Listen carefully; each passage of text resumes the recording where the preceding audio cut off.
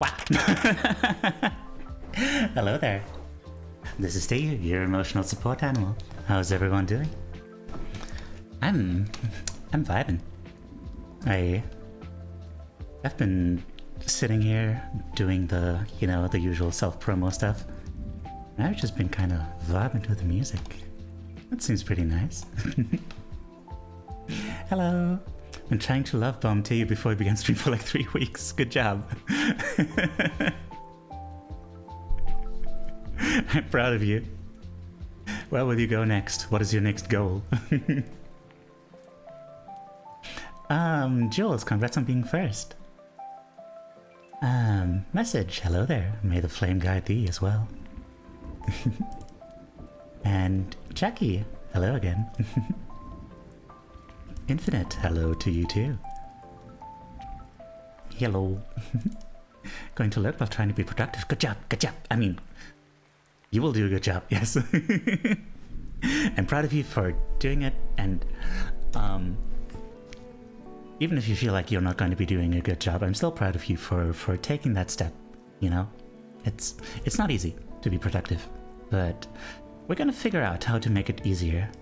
This is what this book is about, is to figure out how to make yourself, like, internally motivated, I think, basically, yes.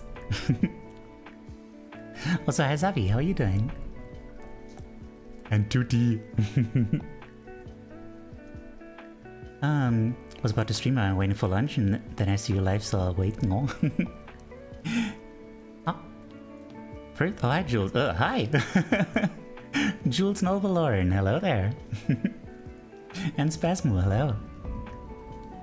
How am I doing? My voice is struggling somehow, I don't know why. I'm supposed to be doing better. I guess I need to be better about, like, actually doing those exercises that I've been taught. Probably. Because if I don't do what I'm taught, then only my throat is taut. Like the thing where something is, it's under pressure, like that kind of taut. That it was a pun. Anyway. Well, hello there. Thank you. I've been not doing anything different about my hair actually, but I guess I'm just a little vibey, so maybe it seems very soft. Or maybe you're just flirting, in which case, hello there. I'm supposed to be doing better in such a mood. I know, right? My ankle is healed. Time for dance again. Oh god. I wish you all the best with that. Please do take care with that ankle, okay? What conditioner do you use? I use behavioral conditioning. Does that count?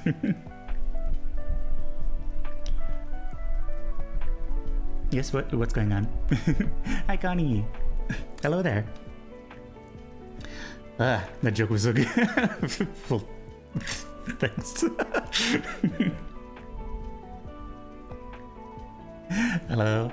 Oh man, what is going on with my voice? Hello.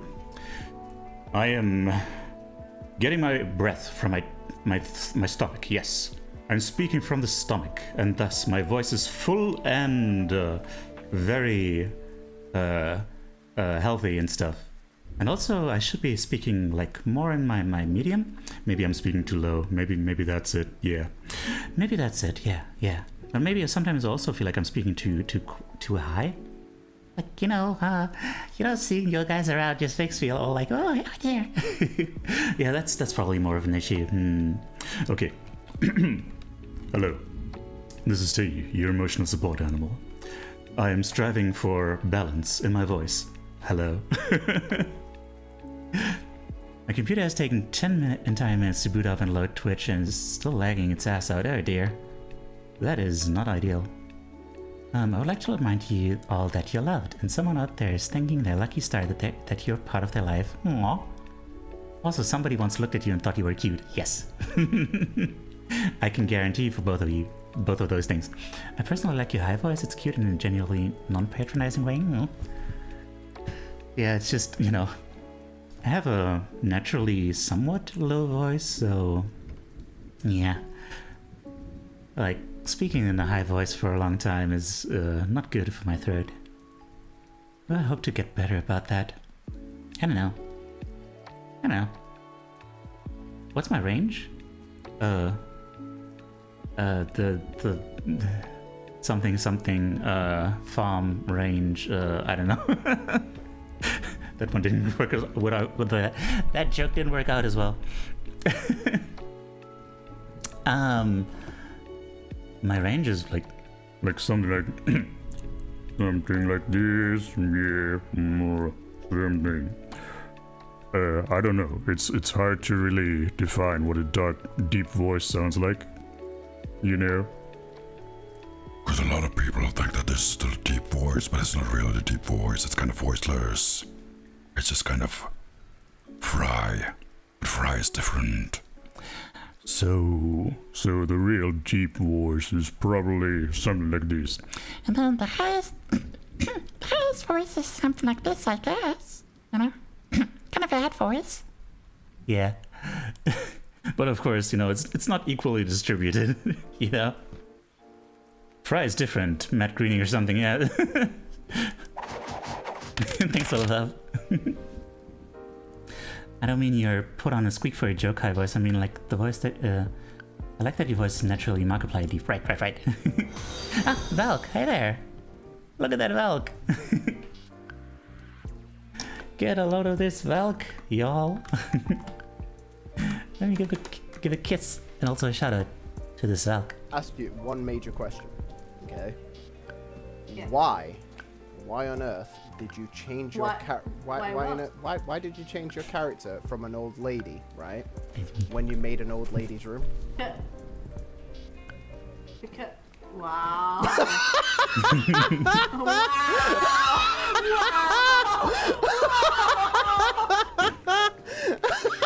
rude, Valkyrie.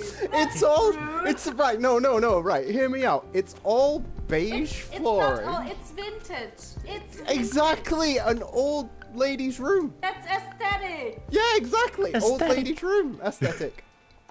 Vintage no, but vintage literally means old school, right? So you made an old lady's room. He's not wrong. Yeah, but yeah. Oh, get out of here!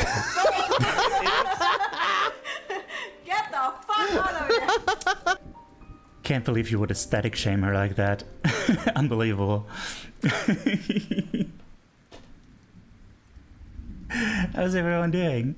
Everyone gives some love to Valk. He might be a flesh tuber, but he's good beans. Good beans. I don't know what that means, but like he's good. Like very humorous fella. One might say. Yeah. Also for anyone who doesn't know, this is Teiyu, your emotional support animal. I'm striving to become a mental health content creator. We aren't friends anymore? Well, shit. Well, please don't give any love to Valk. He sucks and he smells like elderberries. Anyway, yes, thank you, Connie. Yes. Anyway, if you need to do some self-care, raid and run or something after a long stream, don't be afraid to do that. Just, yeah, take care of yourself. Do you fight in that general direction? Was there father or llama? I can neither confirm nor deny those things. But I do confirm. Yeah. So today we're gonna be reading Atomic Habits. It's gonna be a great old time. Oh, also I just realized I'm not actually showing the thing. I should be showing you guys the thing. It's a really nice thing, you know. Like here. Look at this thing. Isn't this just the nicest thing you've ever seen? Why are you like this? God damn it.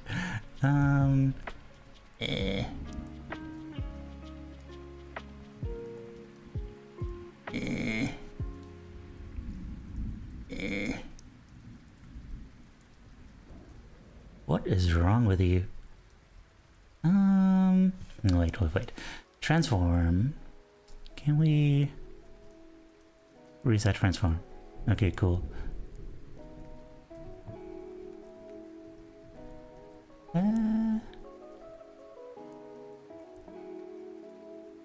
don't freaking know.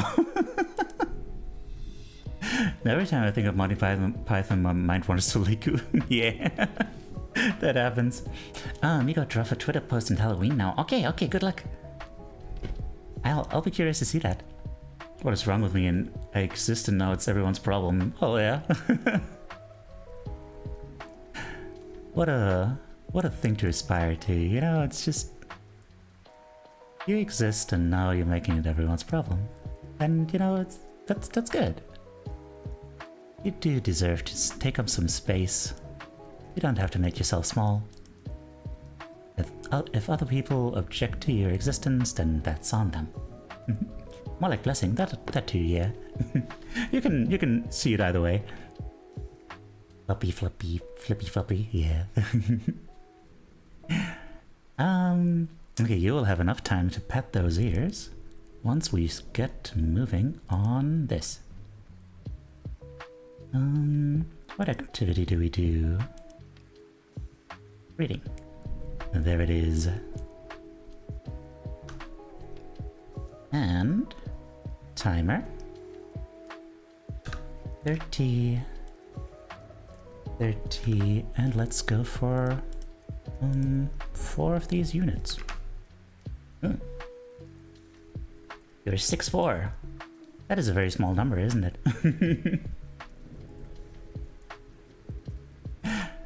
Is 6'4"? I don't know. Like that's just barely more than I have on in terms of fingers on each hand. That's not a lot. Also I had some worry. How are you doing? I know you about as much as I know of Valkyrie, but welcome Atsuye. Welcome. Alright, let's start reading.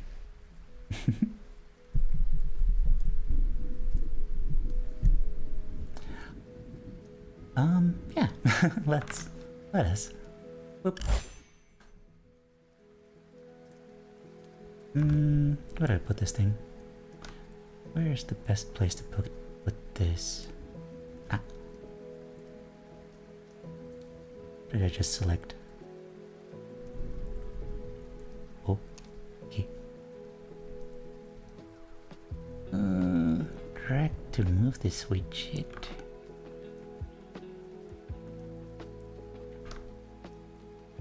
What if I move this somewhere else? Seems okay. Okay. Teiyu stream, good vibes here. Good vibes only here. Good behave. Yes. Thank you. Aggressive ultimate, yes. Behold somewhere else. Okay. Timer started. Where did we stop? Page 48, I think.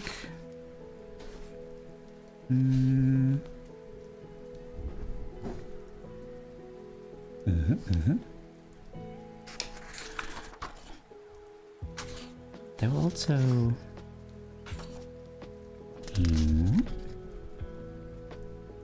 there's something that I didn't take notes on. Behold somewhere else. No, they don't know. You can be whole wherever you want. Okay. By the way, rename.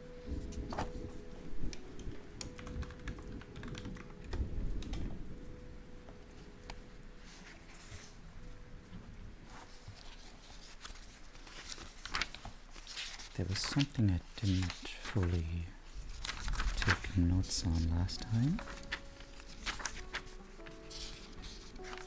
Yeah.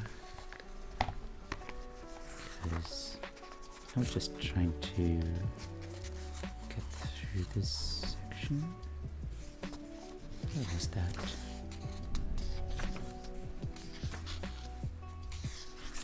Ah, there it is.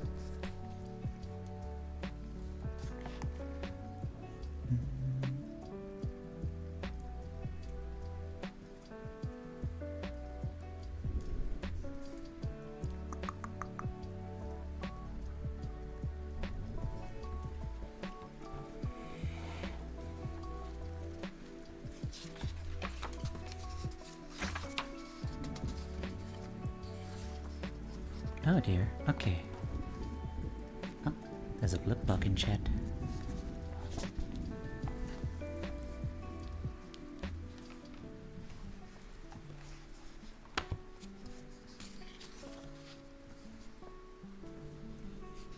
Okay, I didn't skip over as much as I thought. That's good. Also, I just realized. Hang on. I've got to grab something to drink.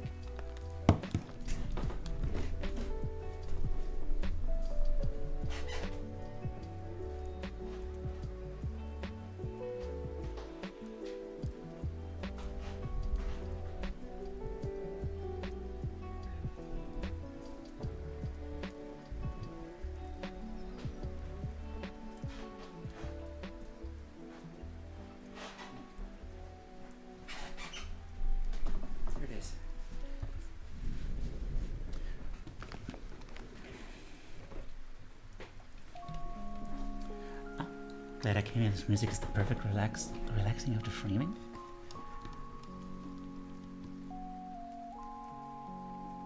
If I pass out my bed, no worries, no worries. You go and pass out if that's what you need to do. After lunch, fries and chicken breast and nice. That's a big old lunch. I hope you get some veggies with that too. Sounds like a perfect opportunity for some broccoli.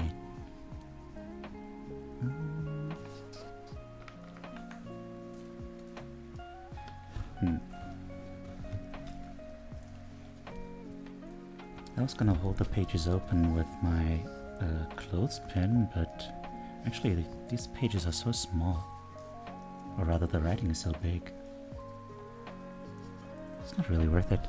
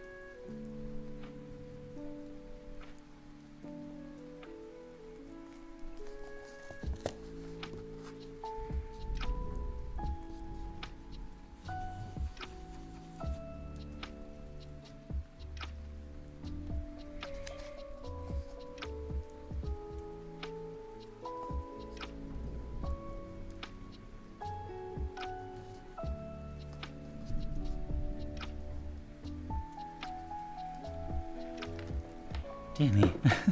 Might have to take off my headphones, because this music is making me too sleepy.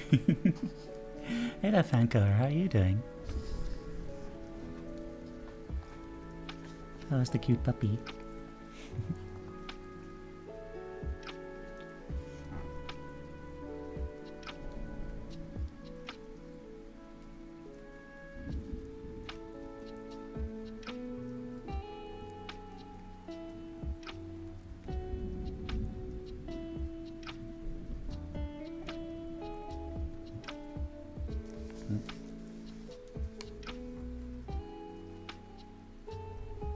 No cute. Something a little more upbeat. Recovering from the sick? Ah, dear. I'm glad you're recovering. I'm working on atomic habits, and can we find something more upbeat? I don't really want to find any music from outside this game, because like then we're back to the issue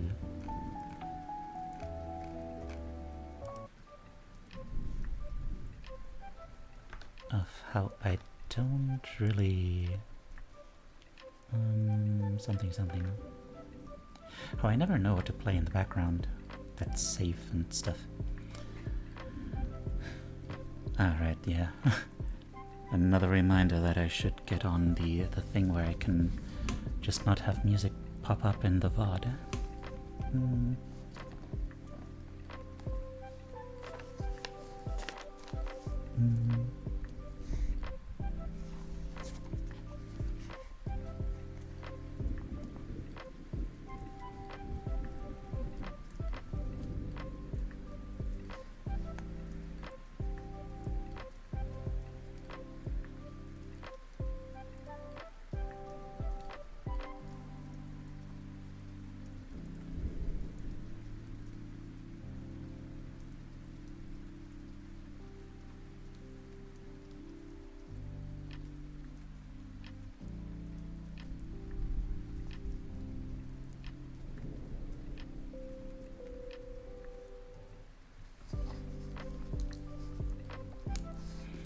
there's some sounds we can use that are a little less soothing.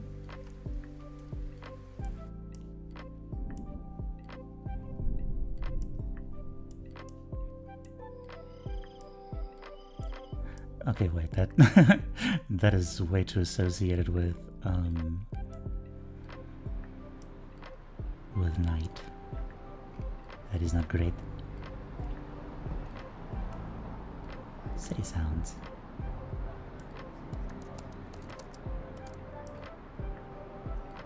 And how about some pink noise? Let's go.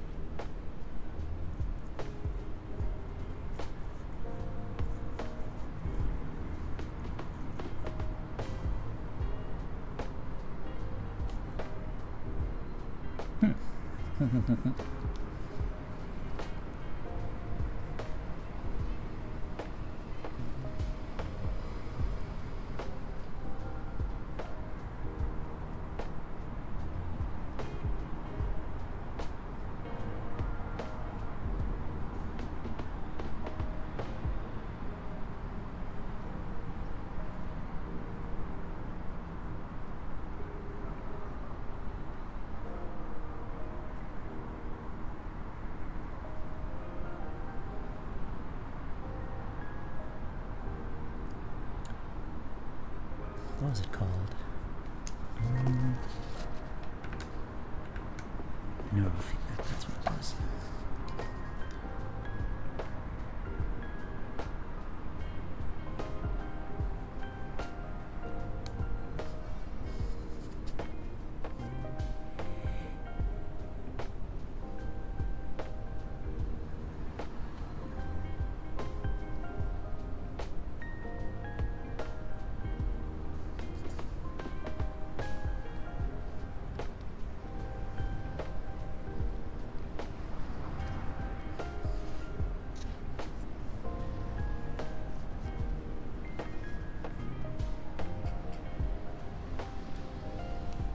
Back in at 11, so bye-bye. Good luck.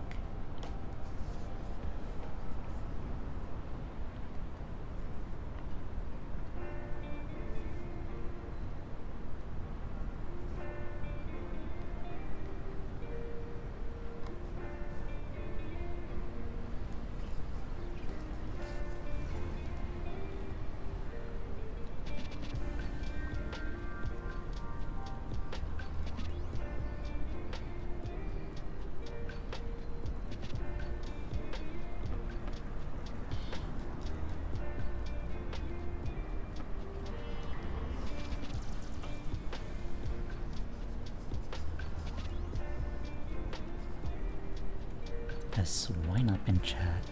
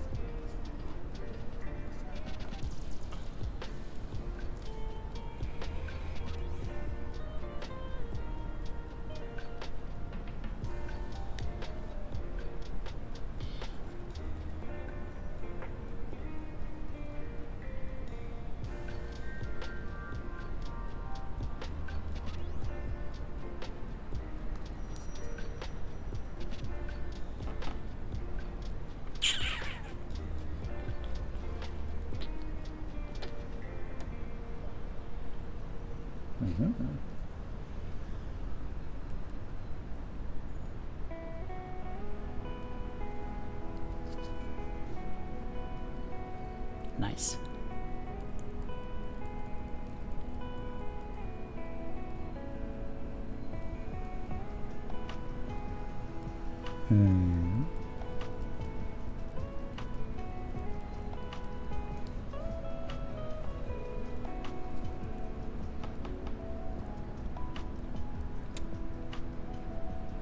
Oh damn, now it gets exciting.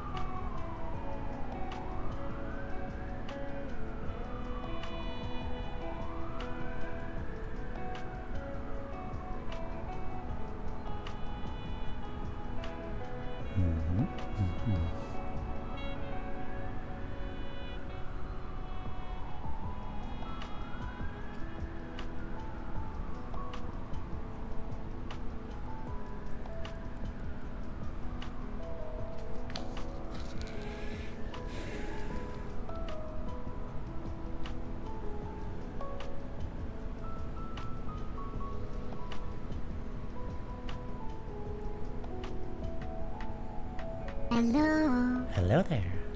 How are you doing, Suba?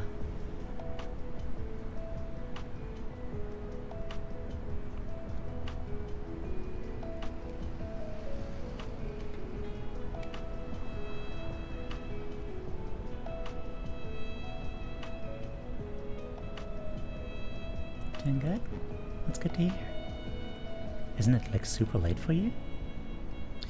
I am very sleepy, but I'm doing my best to stay on task. 10:48. Okay. That's not too bad.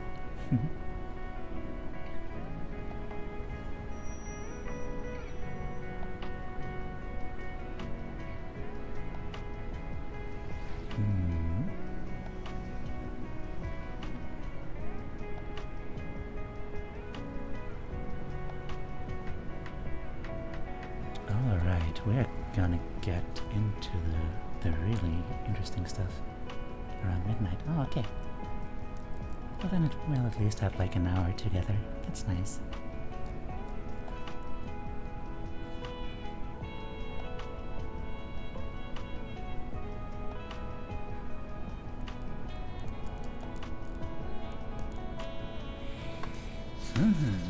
Okay.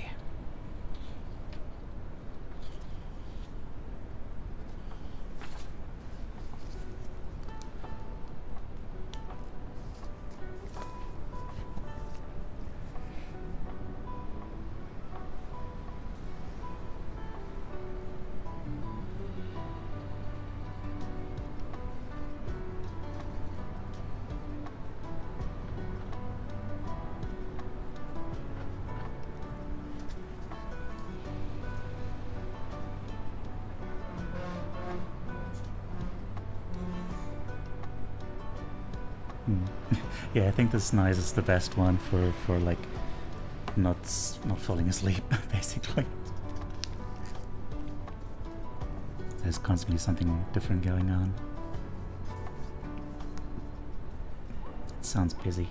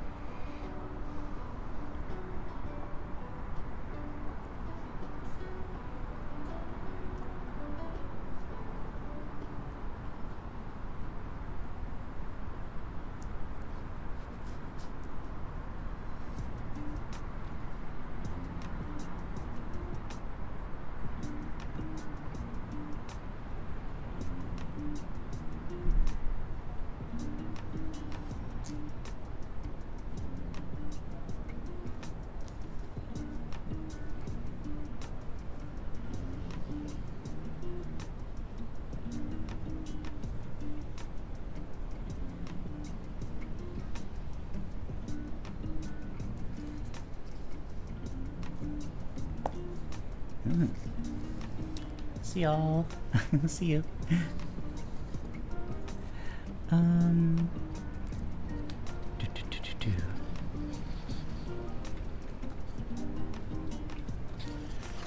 Okay. Let's freaking go.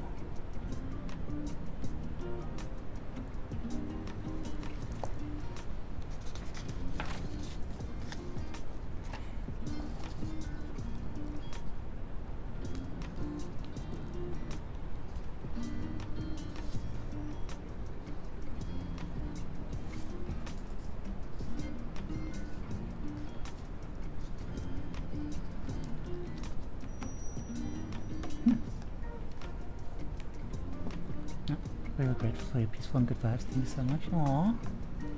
I'm glad you enjoy them so much. Thank you for being here. And thank you for the alert.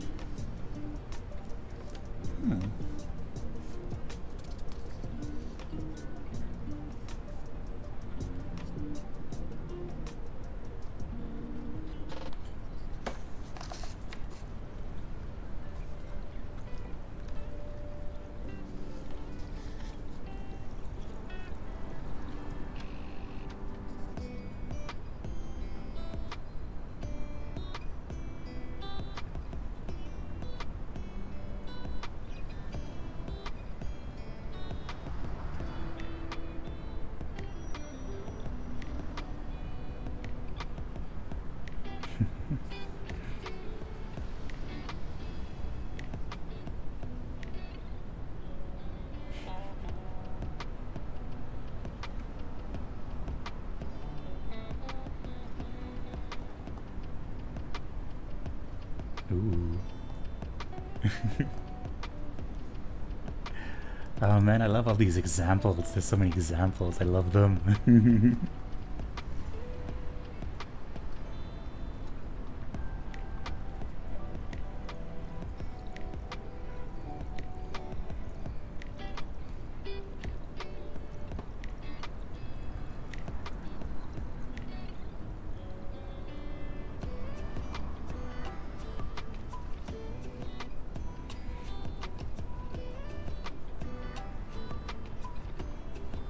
Also, I like that I don't have to take notes.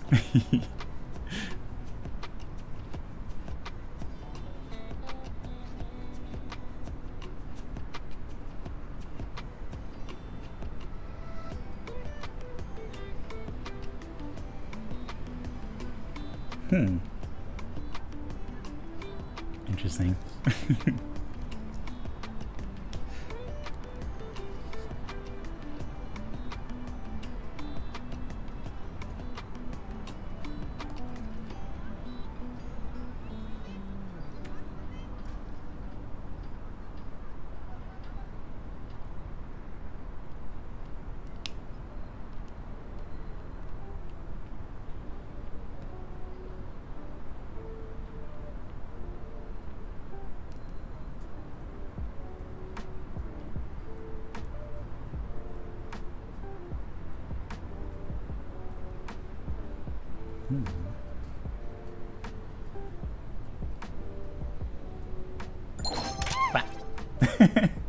Thank you for the biddies. That's very kind of you.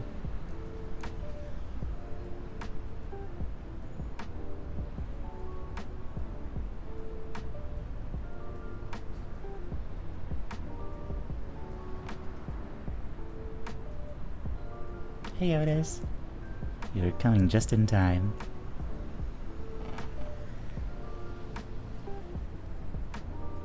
Maybe I shouldn't say you're coming. Maybe... I don't know. Is that weird?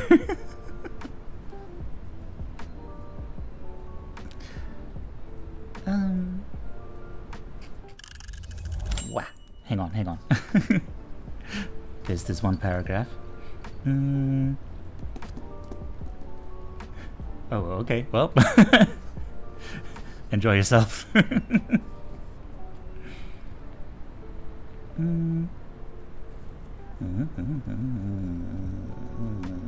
Okay. Hello. We're doing the thing now. We're gonna be doing the thing. Gonna go back a few pages now. We're gonna be doing the thing. So, y'all.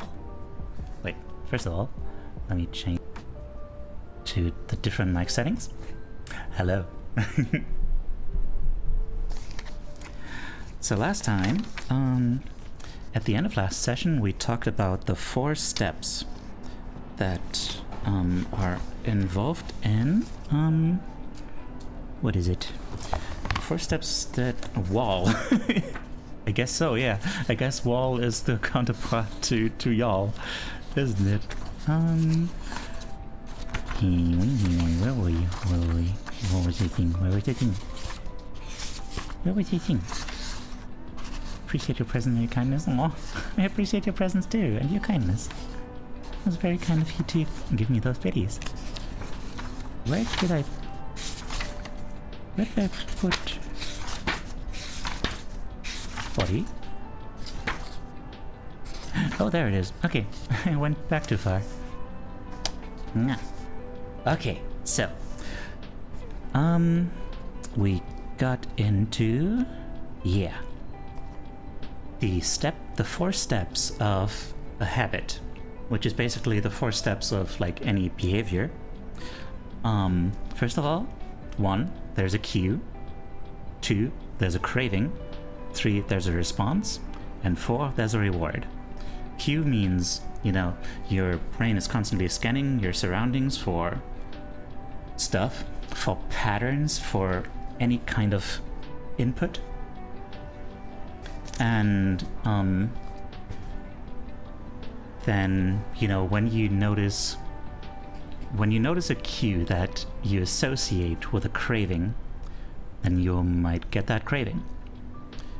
So there's a feeling within you that you want something. Hi Dashmi, how are you doing? And there's a Polywagon chat. And then, you know, because of that craving, you're gonna do some kind of response. You're gonna respond with a kind of behavior that you hope will get you a reward, which is number 4. And the reward, yeah, it's hopefully satisfies that craving.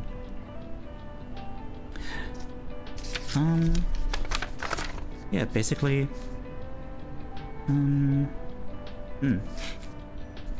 yeah. The purpose of rewards is twofold. First of all, they satisfy the craving. Now, there might be some more long-term benefits to the thing. Like, for example, when you eat something, like when you're hungry, the craving is hunger. The cue, well, I guess in the case of hunger, I guess the cue and craving are kind of the same thing. Like there's something inside of you that is like, oh, we could do some eating, some consumption of nutrients, perhaps. And then, yeah, the feeling associated with that is hunger. Cue-like signal, yes. Is that ambulance coming from the game or from Teiyu's mic? That is the game.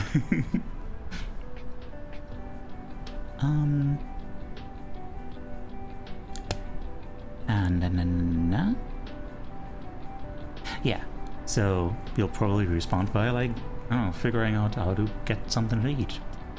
Making some food. And then you get the reward of eating the food. Which, you know, the immediate benefit to you is that you aren't hungry anymore. Of course, you also get nutrients, but, you know, the brain doesn't tend to work like that very well with long-term benefits. So, yeah, that's the main thing that you get. But also, the second purpose of rewards is that they teach us.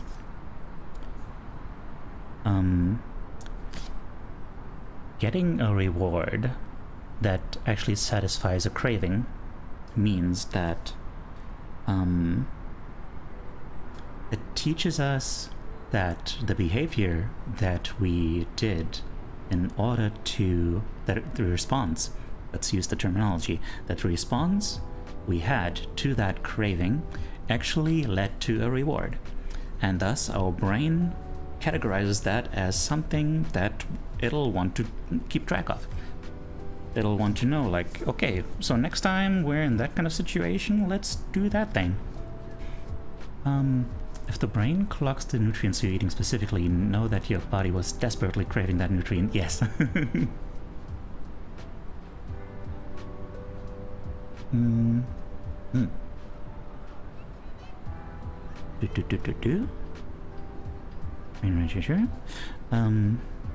Yeah. Hang on.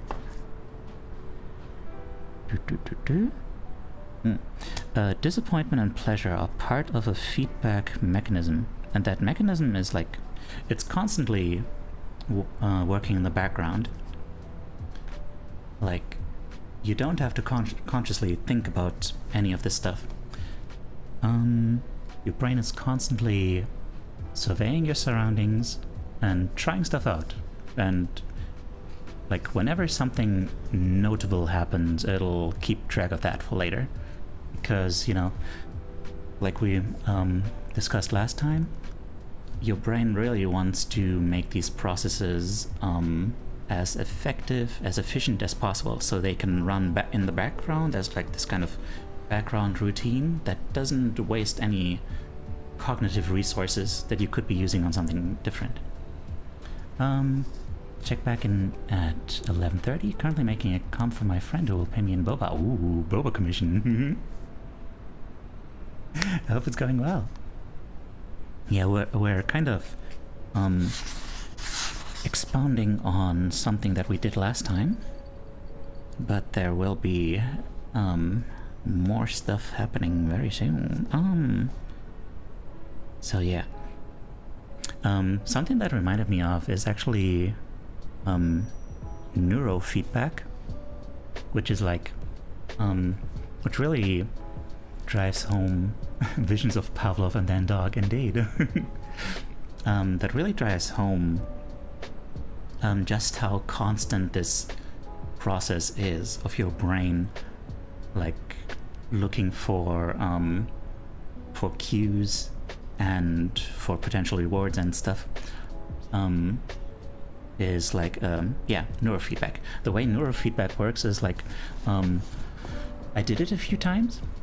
Basically what it tends to be is that you get like attached to like these brainwave meters, and basically they want to train your brain itself to stay in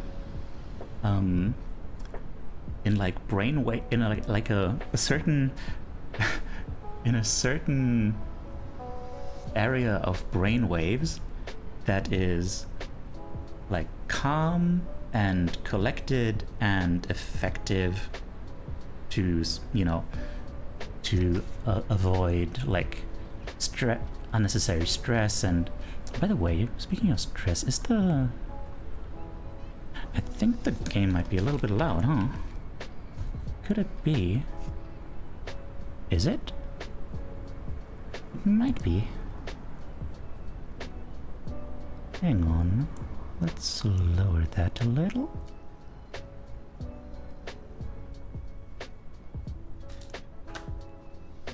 Okay, that seems a little better. Maybe a smidge, yeah. Yeah. Okay, a little lower, just a little bit more. Okay.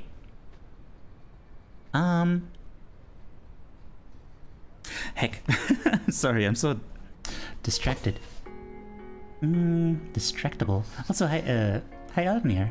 Constantly forget to poke you or convince myself it's not the right time. Aw. Why? It's always the right time, yeah.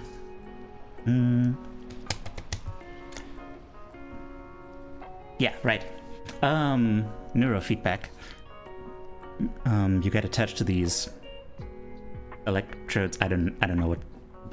I don't remember what they're called. And yeah, to train your brain to basically stay within a like the ideal brainwave, like something, I don't know what to call it. You'll basically be like passively playing a video game or watching a movie, and as soon as your brainwaves are in that desired area, that desired range, that's the word for it, you know, the video game will go well, or you will be able to watch the movie. And if they aren't in the right area, then in the right range, then you'll be doing badly at the video game, or the movie will black out. And then your brain is like, huh, something bad happened, and it worked well when I was doing this thing. So it's like in this constant state of like, okay, let's adjust, let's try to see if we could stay in that zone. And you know, there's I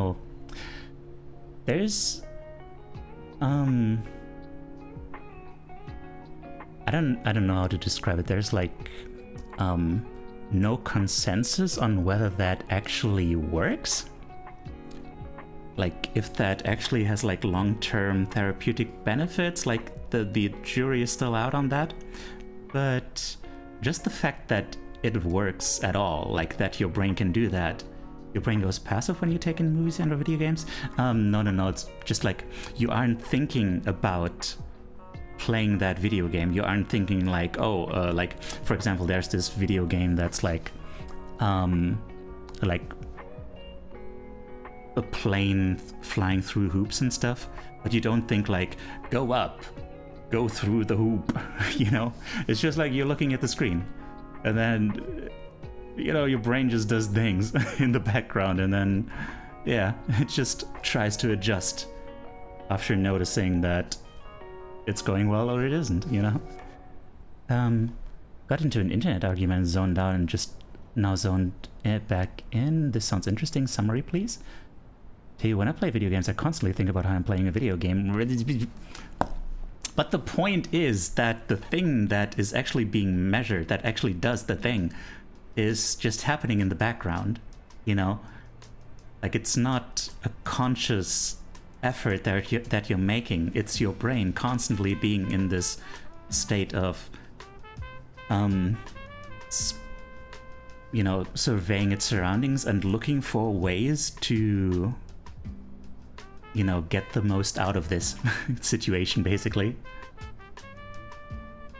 So it'll just, yeah, that's why it'll keep automatically like trying to tune back into that range where the desirable thing, like watching the movie or the video game going well,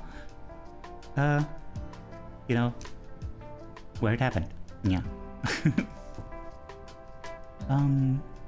Yeah, like, I don't know if I stressed this enough, but like when you're doing that video game where you're flying a plane through rings and stuff, you are not doing anything except just looking at the screen, and the brain things, the brain measurement things, that's totally what they're called. They're all that's doing the input into the video game. So yeah. I just thought that's interesting. Neurofeedback. That's what it's called. I'm pretty sure. Okay. Now, right, yeah, if the first three steps, cue, craving, and response, aren't there, then there's just no behavior. And if there's not all four steps, including the reward, then the behavior won't be repeated. My question just got straight up ignored. No. I mean, I thought I must enhance my brain measurement things. No, I thought that maybe me elaborating more would suffice as a summary. I don't know, what else am I supposed to summarize? But if I'm playing something like Satisfactory, I have to do math all the time and use Thinky Slime. Yeah. Yeah, but like a lot of those things that you do in Satisfactory are gonna become automated eventually. Did not suffice. I've not been listening since the last time I talked. No, dear. I mean, I basically just started talking about the stuff like, okay, well, 50 minutes ago, but basically most of it was kind of repeating what we did last time at the end with the Delta Zero, goats are cool, they go ah. Sometimes, yes. Isn't that very relatable though? Hi there. How are you doing?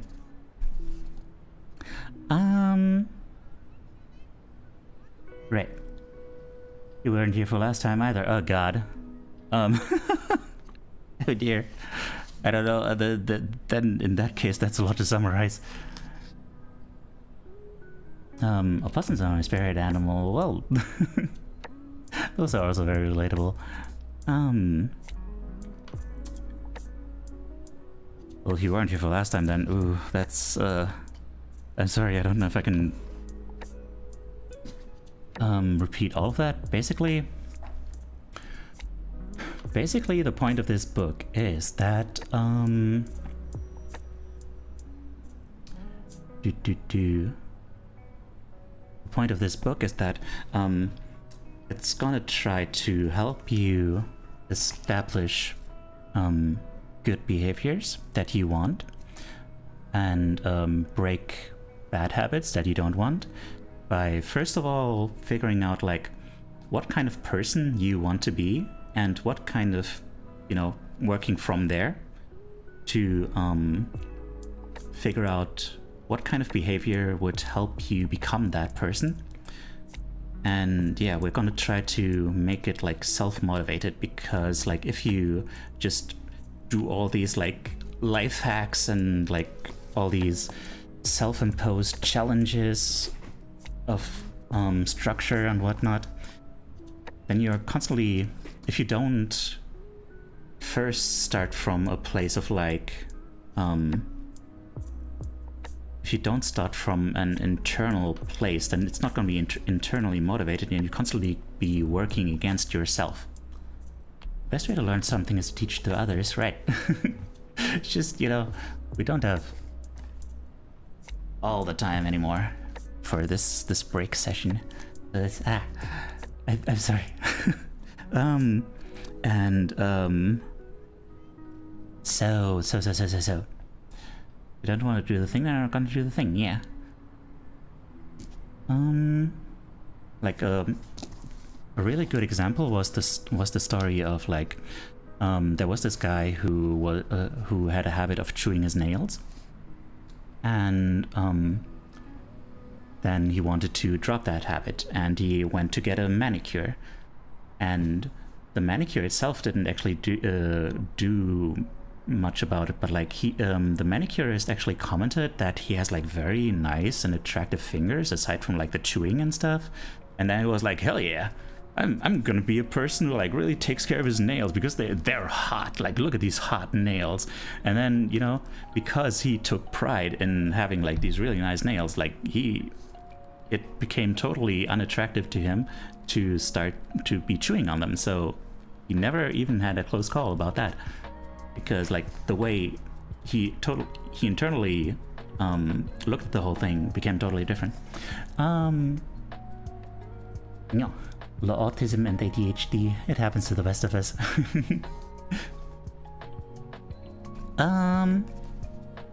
So cue craving response reward. Good. Okay. So yeah, there's these 4 steps involved in any behavior. Yeah. I can keep going now because like that's gonna be elaborated upon next step. Yeah. There's 4 steps, and they form a loop that creates habits. So there's a cue so you see something, you perceive something that tells you, oh, there's something you might be wanting here. You get a craving for the thing. You do a thing to get that thing. You get the thing, and it satisfies the craving. And then that reward becomes associated with a cue. So next time you see the cue, you automatically think of the reward that you might get from it.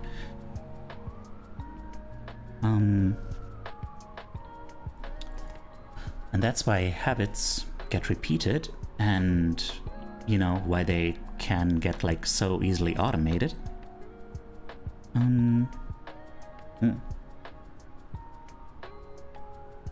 Which is, you know, which is also very dangerous, because that's how you can easily slip into a habit without even really realizing it. There's a lot of examples here. For example, Q. Your phone buzzes with a new text message. Craving. You want to learn the contents of the message. 3. Response. You grab your phone and read the text. 4. Reward. You satisfy your craving to read the message. Grabbing your phone becomes associated with your phone buzzing. Next one. Q. You're answering emails. 2. You begin to feel stressed and overwhelmed by work. You want to feel in control. 3. Response. You bite your nails. 4. You satisfy your craving to reduce stress. Biting your nails becomes associated with answering emails. Or, oh, this one's also interesting. Q. You wake up. Craving. You want to feel alert. Response. You drink a cup of coffee. Reward. You satisfy your craving to feel alert. Drinking coffee becomes associated with waking up. I can definitely relate to that example, but about a different thing I'd like to tell you, but it can't be summarized in a Twitch message without a strong risk of me being misconstrued, so can I DM you? Okay, sure.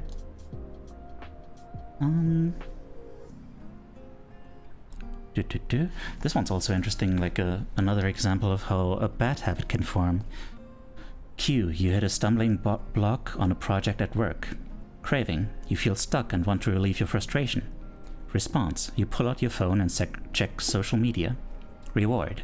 You satisfy your craving to feel relieved. Checking social media becomes associated with feeling stalled at work. So from these 4 steps, we can we then get the 4 laws of behavior change.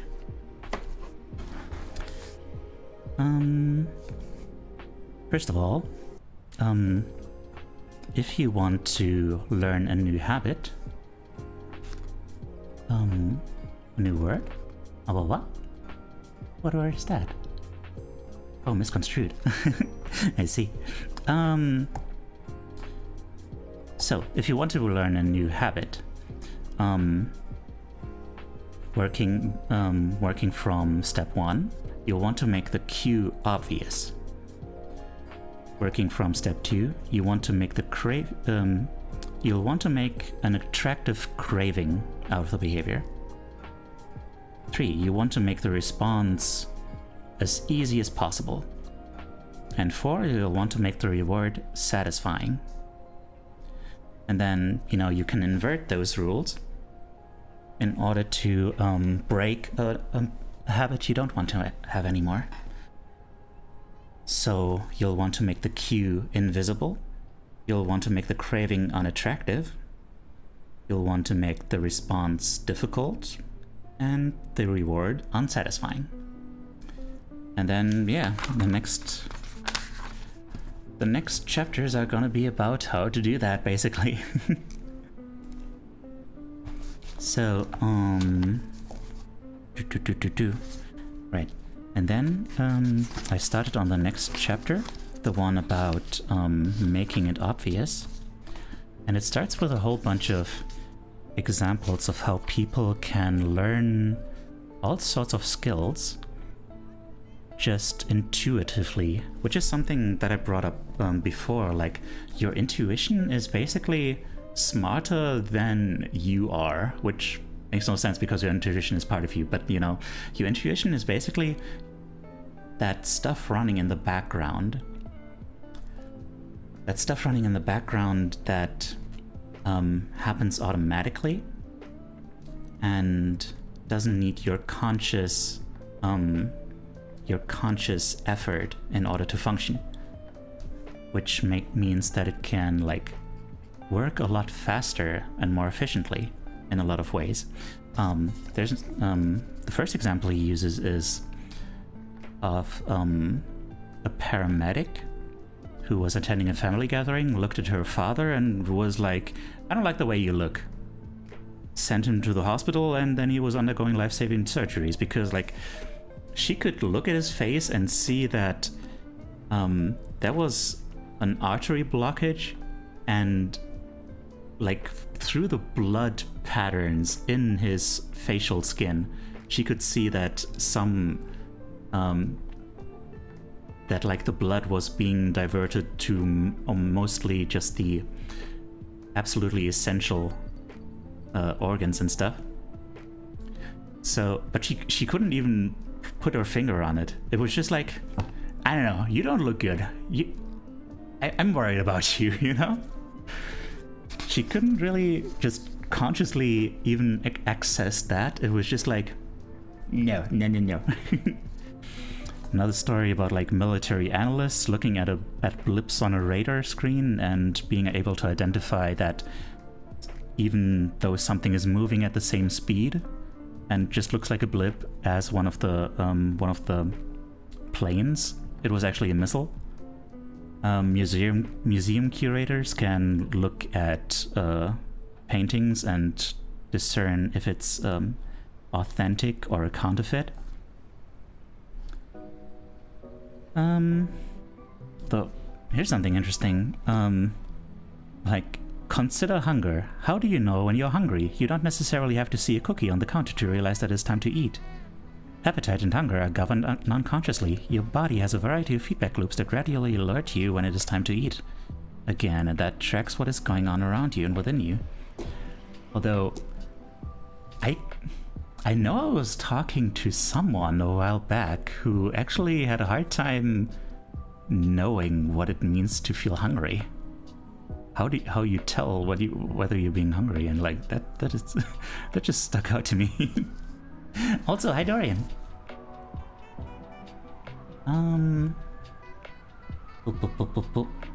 Human super thinking power, yes.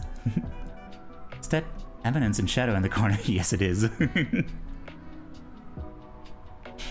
The way you described it, I thought you just told him you're ugly and he folded on the spot. No. Right.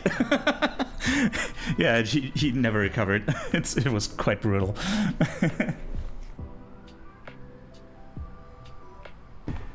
Yeah.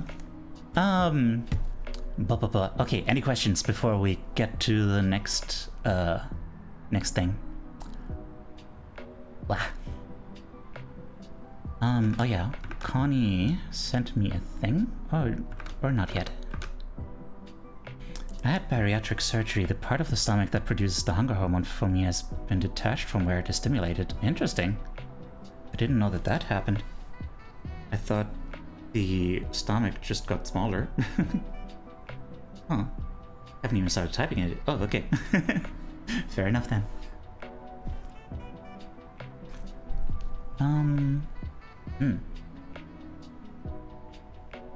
Interesting. How do you just follow like a schedule for when to eat? I heard it got an anime. Been reading the manga for a while. Should check it out. Oh, didn't know you were into that kind of stuff. I'll just leave it to your imagination what I mean by that. Or maybe I shouldn't. It's nothing bad. Don't worry about it.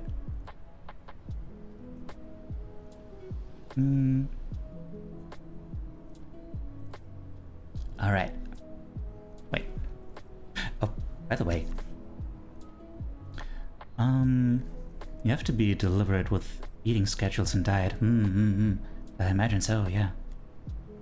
I have little guy big tummy syndrome. That's where I'm just a little guy and have a big tummy that needs lots of food. Unfortunately, it's incurable. Oh no.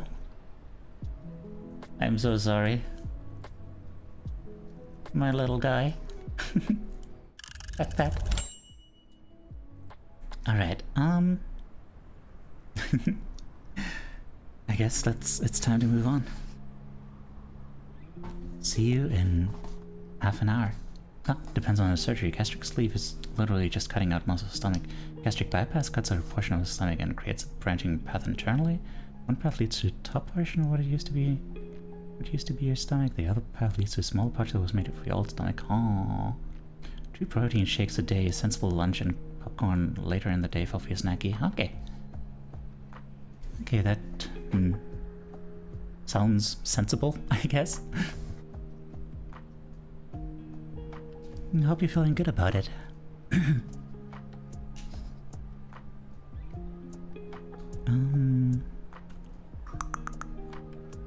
That you're healthier now. I know bariatric surgery is like a last resort kind of thing, isn't it? So yeah, I'm glad you're doing. I hope you're doing fine now, basically. 150 pounds when I'm still 334 pounds. Ah dear. Well, I'm glad you made progress. Yeah.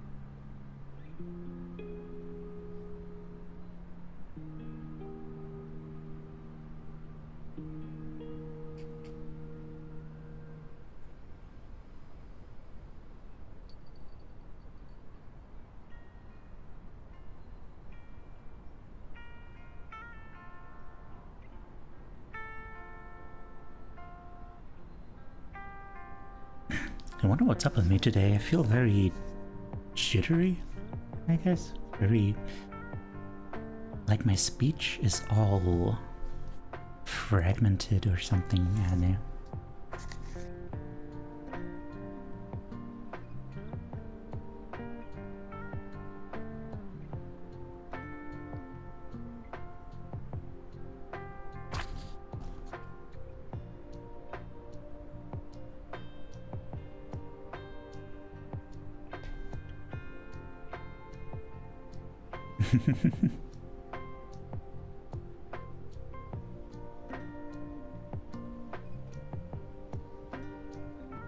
When it's foggy, words get hurt, yeah.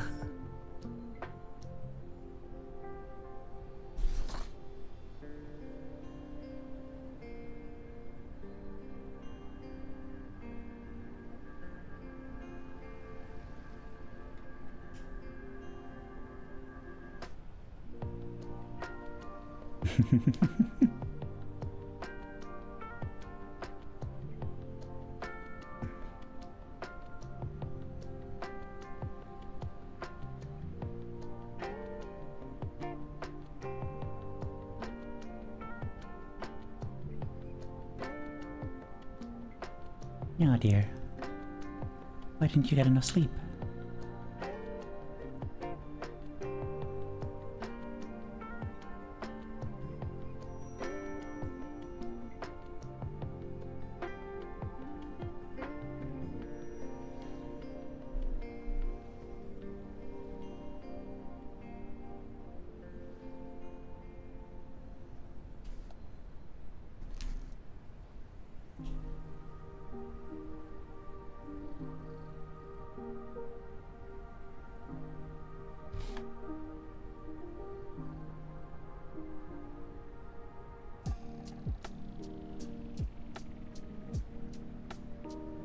Ooh, damn. Got a big old quote here. Look at that.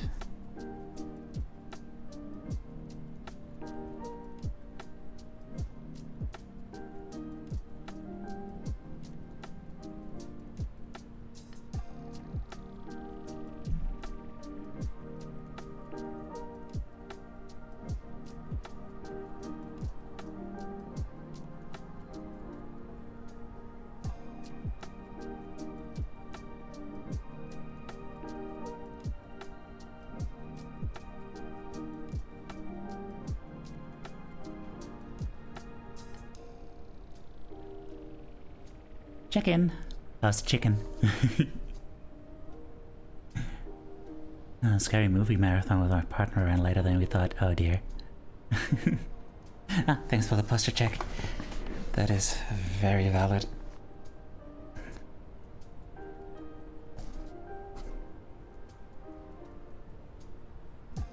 Mm-hmm.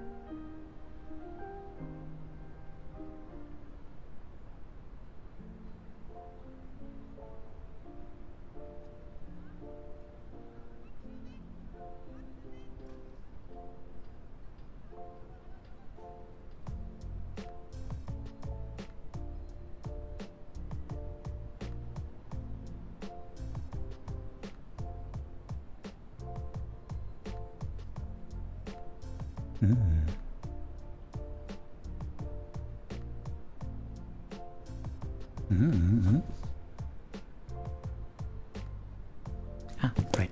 Change the mics. Back to these.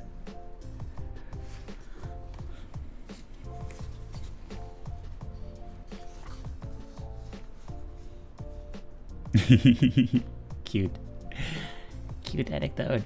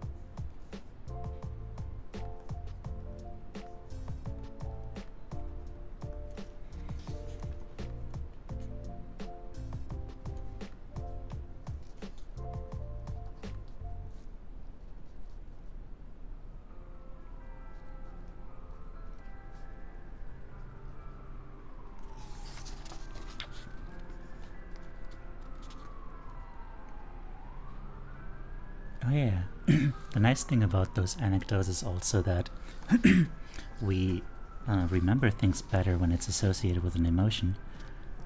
So the fact that I just was utterly charmed by this one anecdote that I'll tell you guys about later means that I'll probably remember it.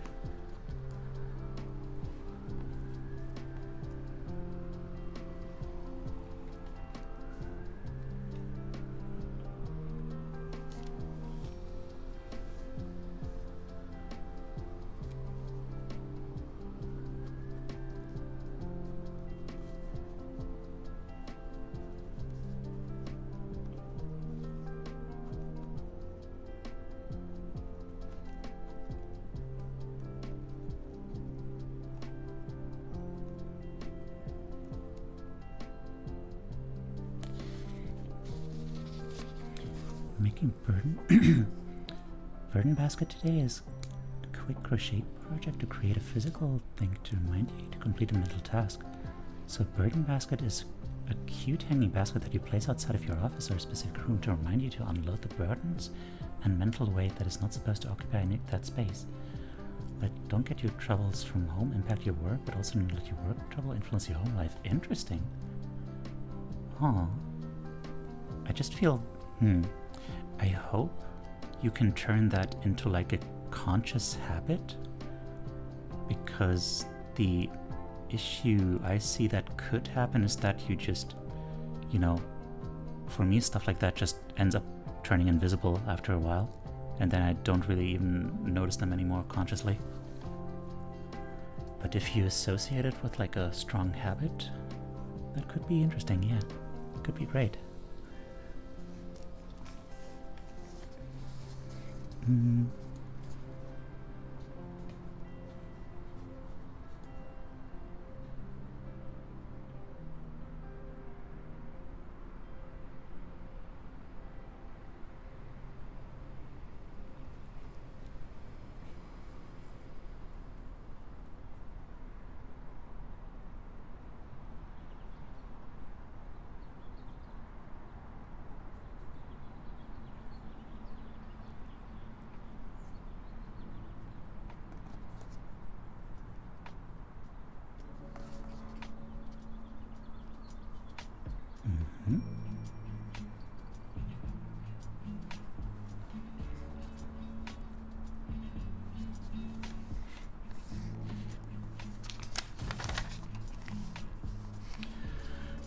Tying it into seasonal decoration helps me keep that mental task in my mind. Thinking about how to change it and keep it relevant in my day-to-day actions keeps it from falling to the wayside. Ah! And if you enjoy working on it and the creativity, then yeah. Then it's associated with something positive, and yeah. That's great. I like that.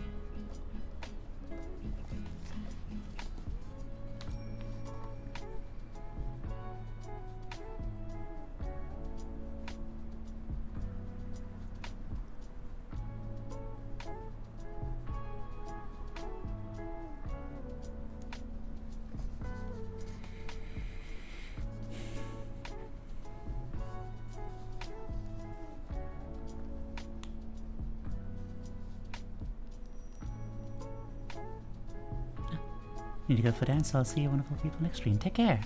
Have a good time with the dance. Go knock 'em dead, but don't knock yourself dead. Please take care of yourself.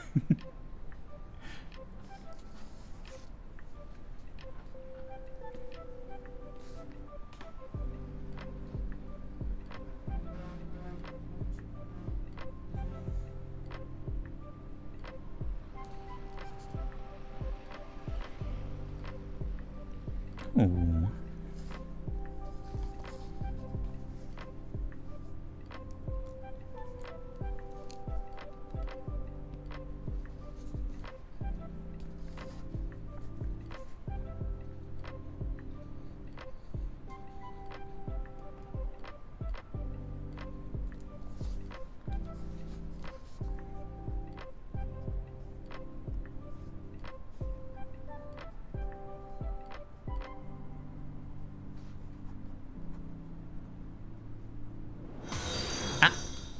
Baba.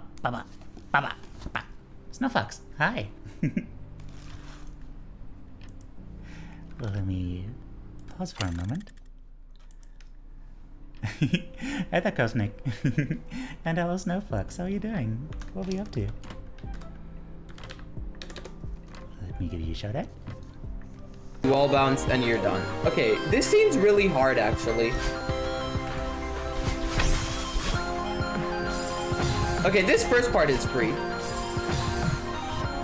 Wow! Amazing! Amazing! That was actually so funny. Me going, this part is free, and it immediately being not free. It's like, nope. Nope, you're wrong. Yeah, that happens. You were doing Hollow Knight. How was that? Doing fine. Okay, I'm glad to hear that. Yeah. Was doing some Hollow Knight P5 practice? P5? Like 5 players? That's probably not what it means. What does it mean? Yeah, we are currently Pantheon 5. Oh. A boss rush, yeah, that's super hard, isn't it? I can see that, yeah. That's gonna take some practice. Good luck with that. Yeah, we are currently reading Atomic Habits. Well, I'm reading Atomic Habits. I was doing practice to do a no-hit. Oh dear. Okay. That is intense. 1 segment. Damn.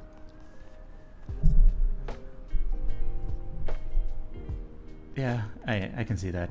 I can see why you would also be playing Celeste. Ended up only doing a few other side goals. That's fine, that's fine.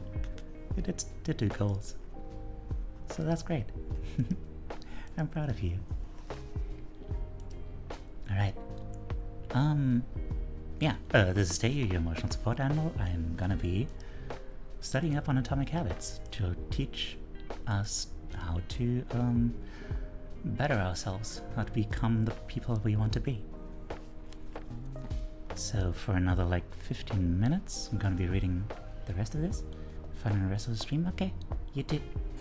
Take care. Yeah. Oh, a wild Rabombi appears. And onward. See you again.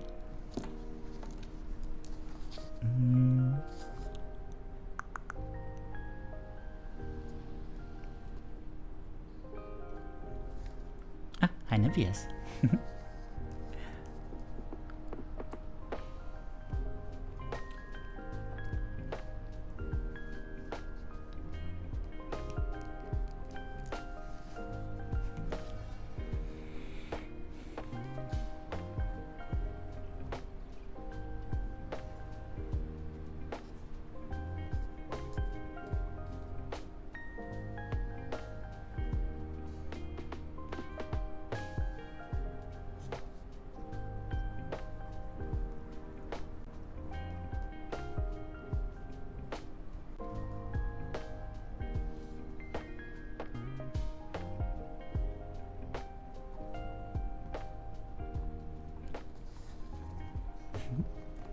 I will.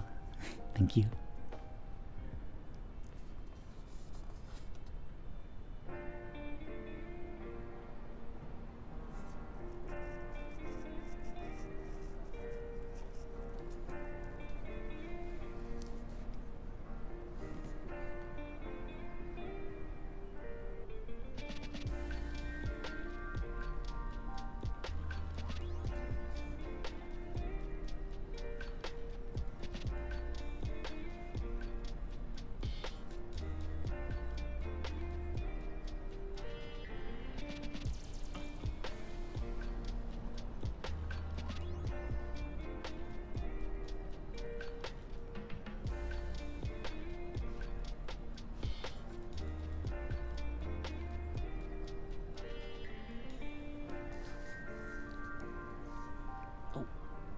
Rare candies may be dropped from catches, okay. Noted.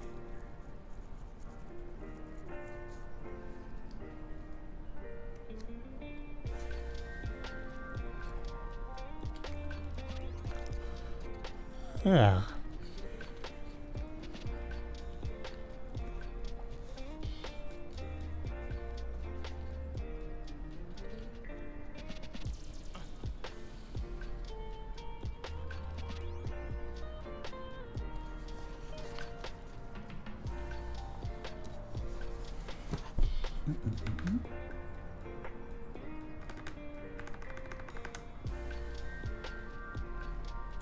Now the sound is too low. Where's my cityscape? There we are.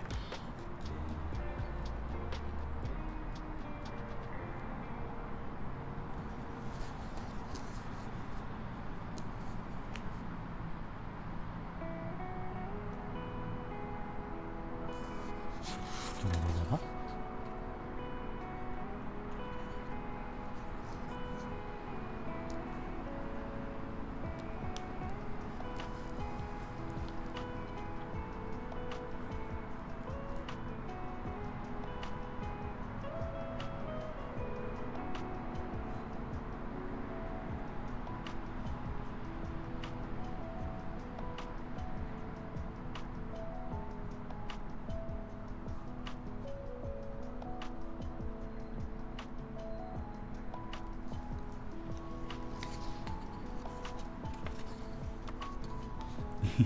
I'm glad you enjoy it. Hi, Becky.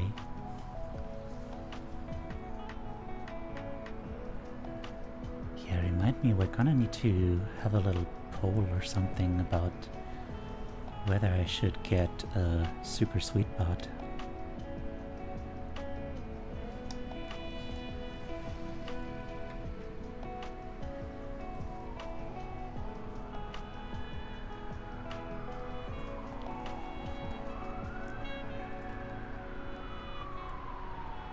Super Sweet Bot has some functionality like to-do lists for my viewers.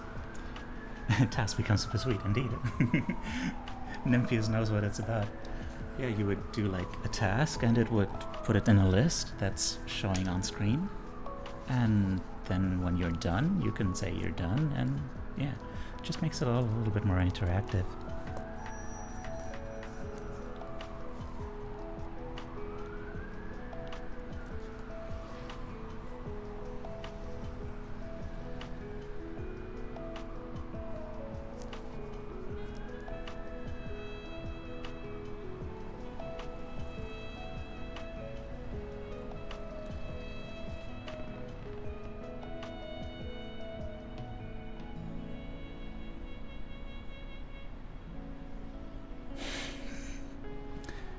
Bro calling me out.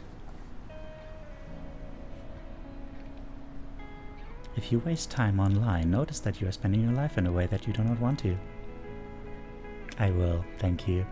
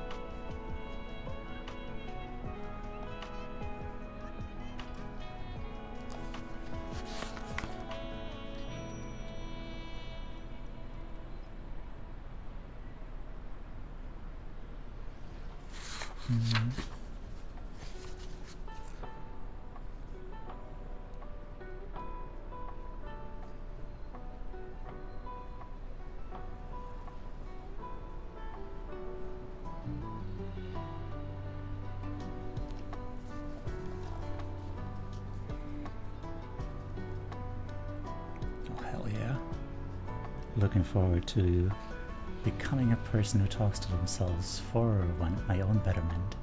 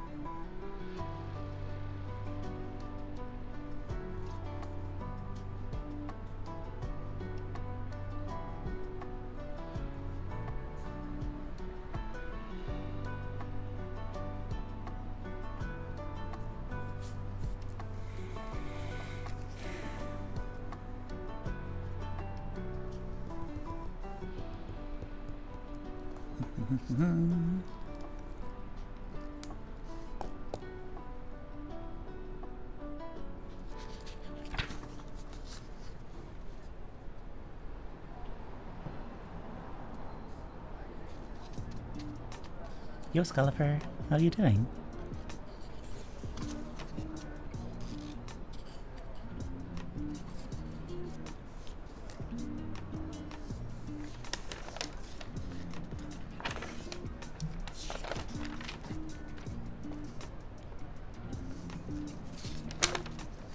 Hey.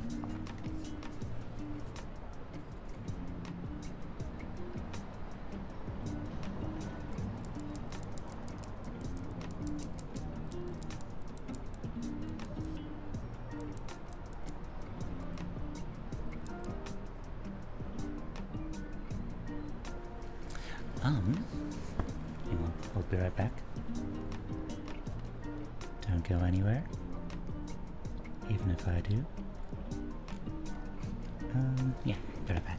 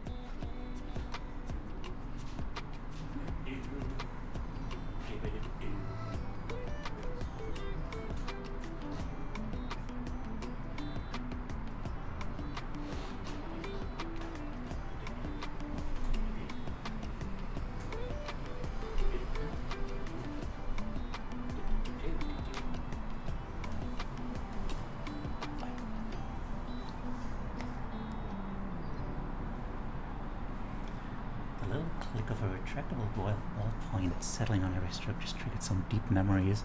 Not heard that sound in many years. Oh wow. Nymphia's having a whole like flashback episode over there. That's fascinating.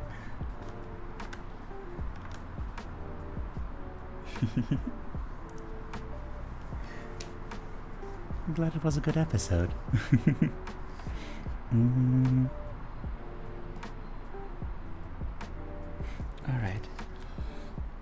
Got a couple more minutes.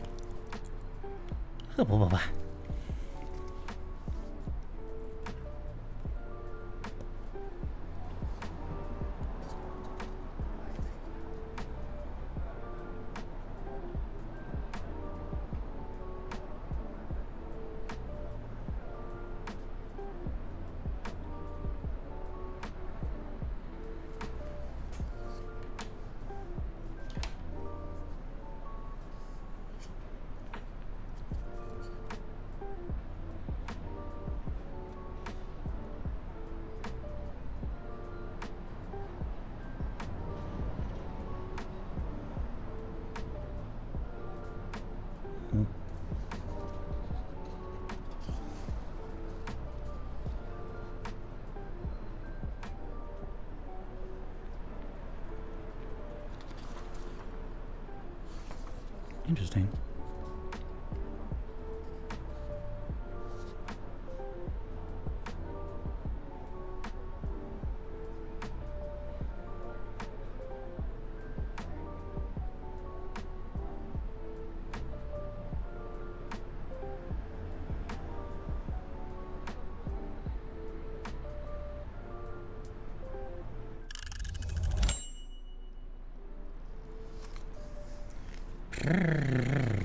Okay.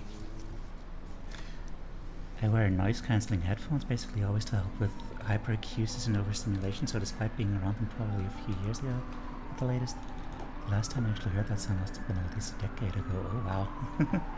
Interesting. I hope it was a nice flashback. So I feel like I haven't gotten through a lot since last time. Onyx, man, imagine.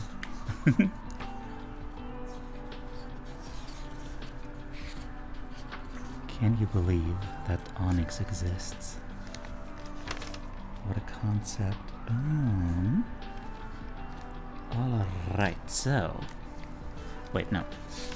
I went too far back. Why did I go so far back? There we are.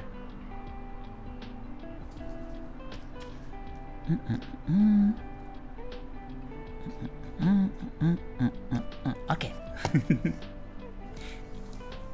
So, y'all, good children and bad, both of you, please pay attention. We're gonna try to apply this first law for habit. Wait. The first law of behavior change, yes. Making it obvious. Making the behavior that we want to do obvious. So we already got into this a little bit last time. Is that you don't even need to be aware of the cue in order to engage in a habit. So that brings to mind actually, wait, gotta change my microphone settings. There we are. And also lower the sound a little bit. There we are. Okay.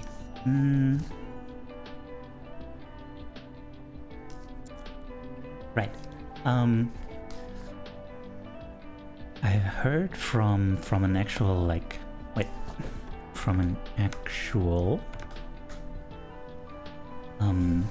clinical therapist that hang on, an anecdote basically, an anecdote of a person who had a phobia of dogs, and they would be walking down the street and then suddenly make like this little jump. Suddenly they would like jump to the side, and then they would notice that they actually saw a dog, because they subconsciously noticed that dog before even becoming consciously aware of it, and already engaged in like you know, evasive maneuvers. So that's a thing. Brain goes brr, yeah. And of course the flip side is although that makes your brain very effective at some things, it also means that you can engage in some bad habits without even really noticing it until it's pointed out to you from outside. Here's a cool quote from Carl Jung, I think he was called. Until you make the unconscious conscious, it will direct your life, and you will call it fate. That kind of goes hard. Imagine the dread you'd feel if that happened, but you couldn't find the dog. Oh god. Imagine. I sense dog. There is an essence of dogliness.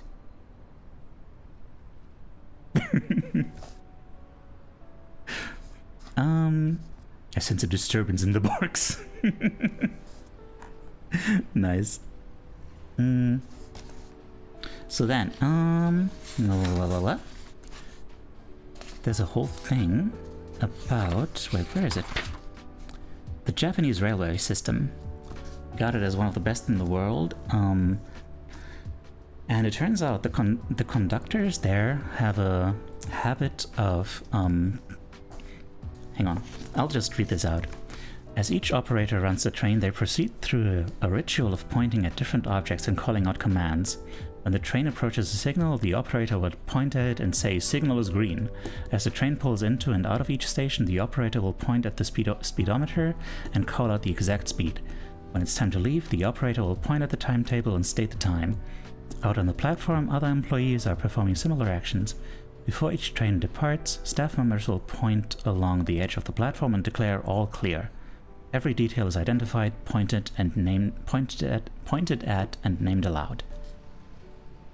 Point and call. I've tried to let this Inspire processor work. Yeah, exactly. That's what it's called. Pointing and calling.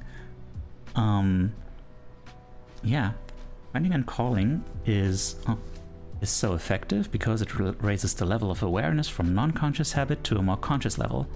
Yeah, it's like, you know, it feels weird, but similarly,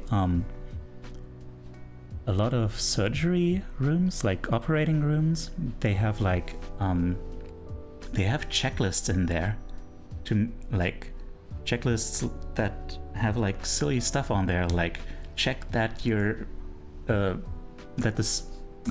tools you've been using aren't left in your patient and stuff like that. And you know, it feels a little belittling at first. Hi, the Spectrum.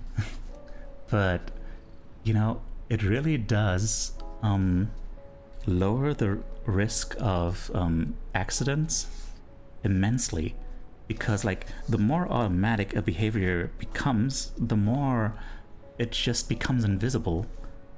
Like there was a there was a cool example he gave of like yeah, there's a there was a store clerk who was tasked with cutting up empty gift cards after customers had used up the balance. And one time that clerk just picked up someone's actual credit card, just picked up scissors and cut up that card, just went through the whole thing, and before snapping out of it and being like, wait, shit, what just happened? And yeah, about the pointing and calling, cute anecdote. My wife does something similar. Whenever we are preparing to walk out the door for a trip, she verbally calls out the most essential items in her packing list. I have got my keys, I've got my wallet, I've got my glasses, I've got my husband. So cute. You keys, you wallet, you glasses, you husband, love you. But yeah, something that stood out to me, we begin to overlook things. We assume that the next time will be just like the last. You just, yeah, you get into this automatism, and you just kind of assume like, yeah, I know what's going to happen next. It's going to be like this, it's going to be like this, it's going to be like this. And then, hang on, that reminds me of something. Yeah, I was reading another thing on habits and on memory, I think. Something like that. And the guy wrote that being reminded of something could actually get him out of the, like, throw him off, like could actually make him forget about it. Like he had his whole system for like checking this, and then his wife would be like, hey, did you remember to bring this thing? Yeah, sure. And then, you know, he would actually forget the thing because it was part of the process. But I guess that's something different a little bit. So never mind that. But yeah, we just spend a lot of time on autopilot. So the thing about the pointing and calling is that we have to make these things conscious. These unconscious things have to be made conscious, or otherwise we can't change them. That's gonna be difficult, you know? He proposes a habit scorecard, which there's actually some stuff on his website for that. Tommy Chabits, hang on, tommychabits.com.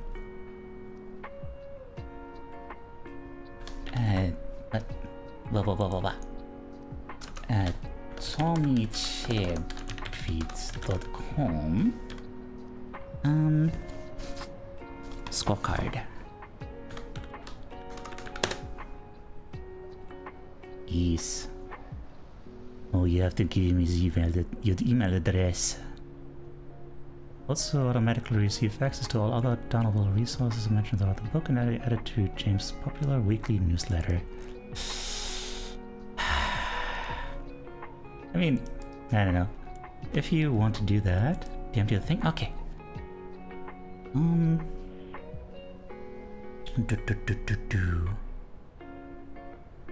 Do you want me to respond to that thing on stream or afterwards?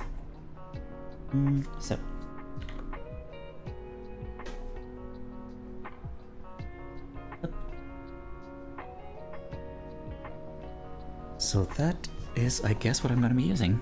Although I'm not entirely sure if that template is necessarily necessary. It seems pretty self-explanatory. The idea is that you just try to make a list of all your daily habits.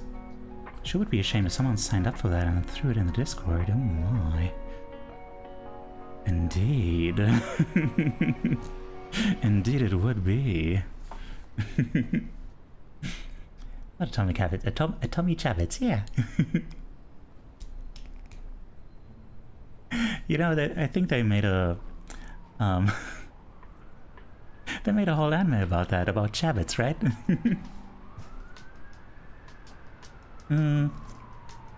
So like, here's a sample list, like, wake up, turn off phone alarm, check my phone, go to the bathroom, weigh myself, take a shower, brush my teeth, floss my teeth, put on deodorant, hang up towel to dry, get dressed, make a cup of tea. Well, it's gonna be a long list, but, you know, just all the habits you can think of. If you can respond on stream without telling everyone anything about what I said, then sure, but don't have to, even if you can. Okay, good. I'll do it after stream then.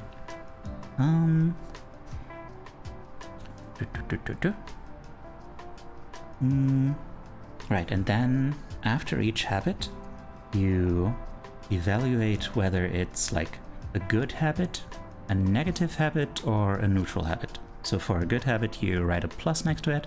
For negative, you write a minus, and for neutral, you just go with like equals. So like, wake up, neutral, turn off alarm, neutral, check my phone, negative.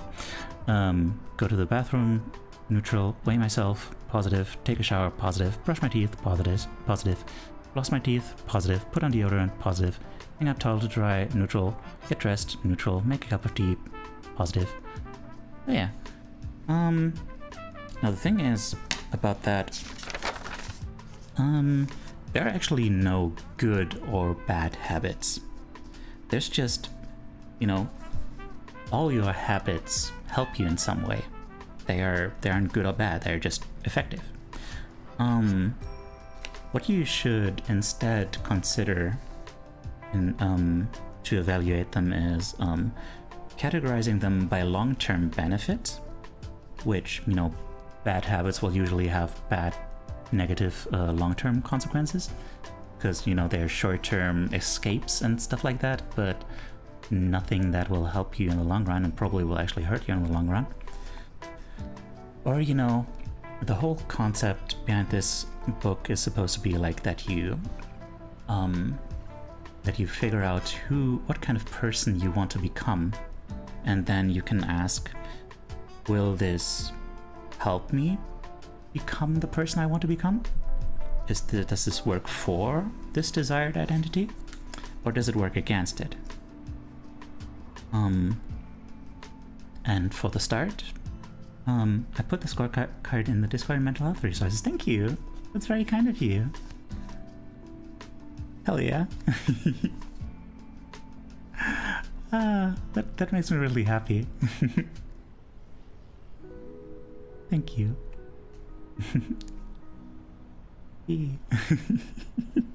Hang on, I'm just really happy about that.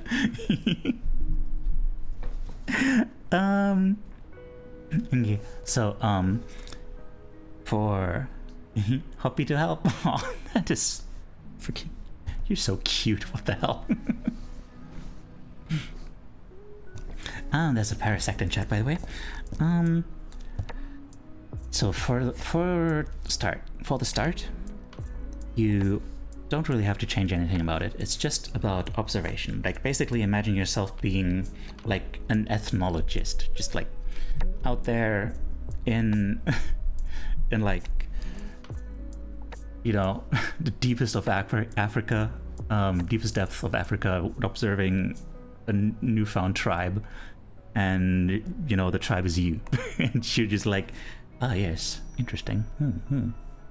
That is what they do. Oh, curious.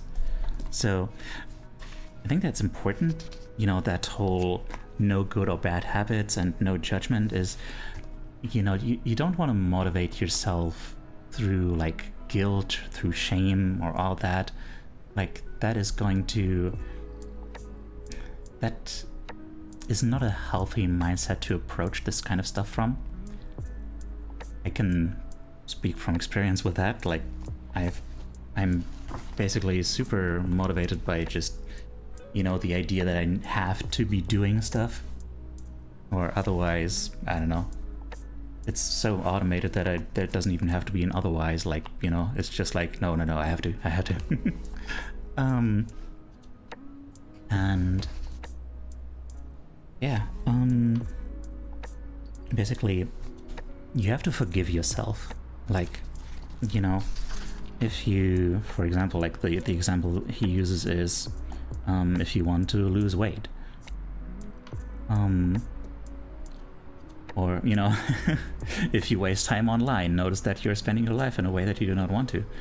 But just, yeah, notice that that is a thing that is happening, and recognize, like, yeah, there's a reason for that. Like, the reason is that, you know, I feel lonely, and it helps me feel less overwhelmed in the moment, but I have to recognize that in the long run it makes me more overwhelmed, because I'm not actually doing the stuff that, for one thing, makes me feel accomplished, and also makes me feel less stressed by stuff that, you know, stuff that I have to be doing and all that. But what if I don't know the reason why?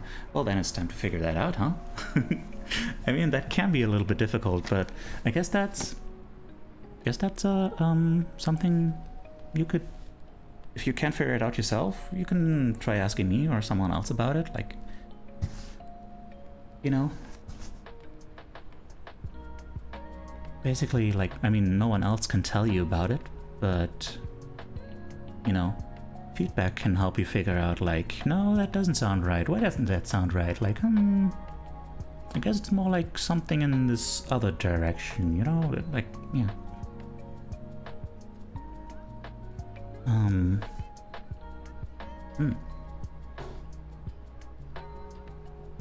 Like there's a lot of mechanisms going on in the background there that might not be super obvious. Like for example, I just zoned back in a minute or so ago after having an episode because of my weight loss issues. Ah dear. I hope I wasn't like the cause of that episode. Like, are you okay? Did something trigger that? Hang on. Like there was an example. What was the example? There was the example. Like, how do I keep skipping over stuff? There it is. You didn't cause it, I'm more so just generally worried about it. Oh. So like, for example, yeah. This example, Q, you're answering emails.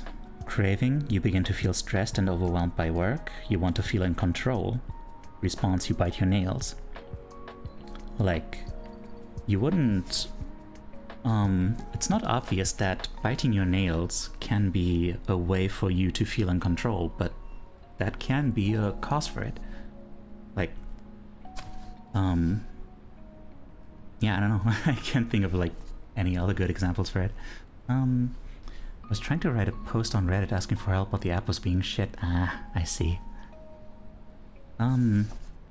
Yeah, you just zone back in, so if there's anything you need to... If there's anything I can help you with, like if anything is unclear, please go ahead and ask.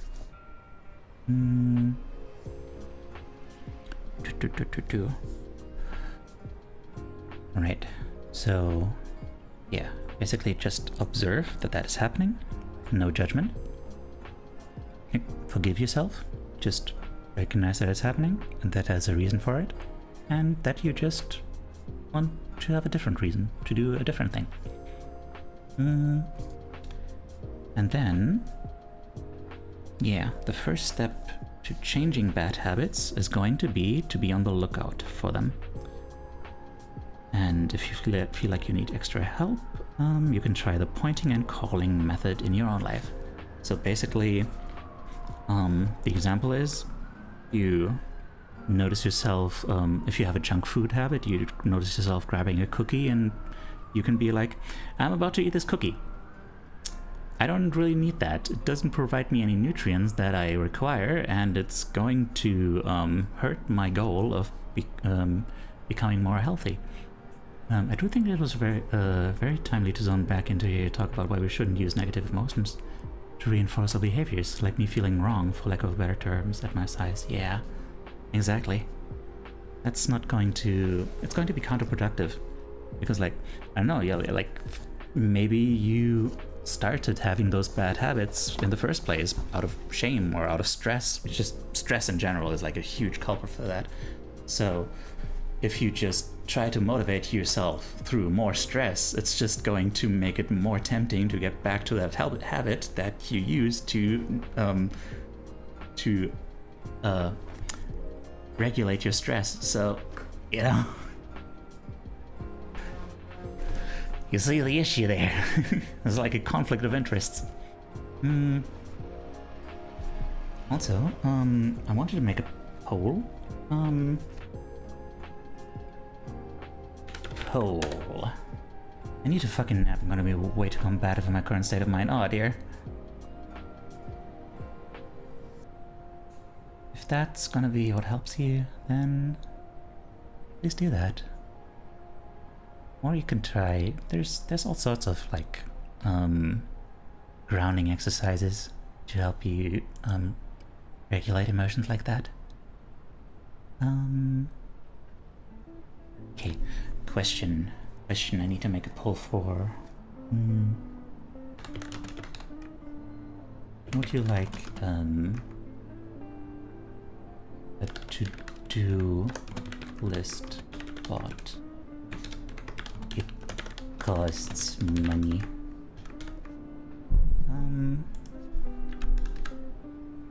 Yes.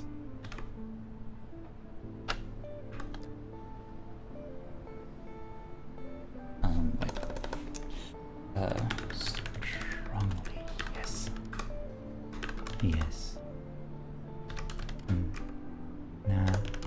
No need. Okay. There's a poll up for 10 minutes. If you would like to have a to-do list bot. It costs a little bit of money, like, you know. I don't know.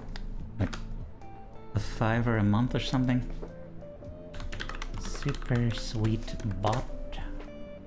What is it? $6 a month? Eh.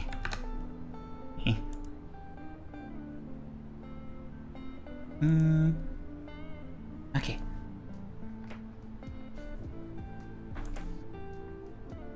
Now in that case, I can actually unpin that other message. Okay. What else is there? Yeah, that's basically it.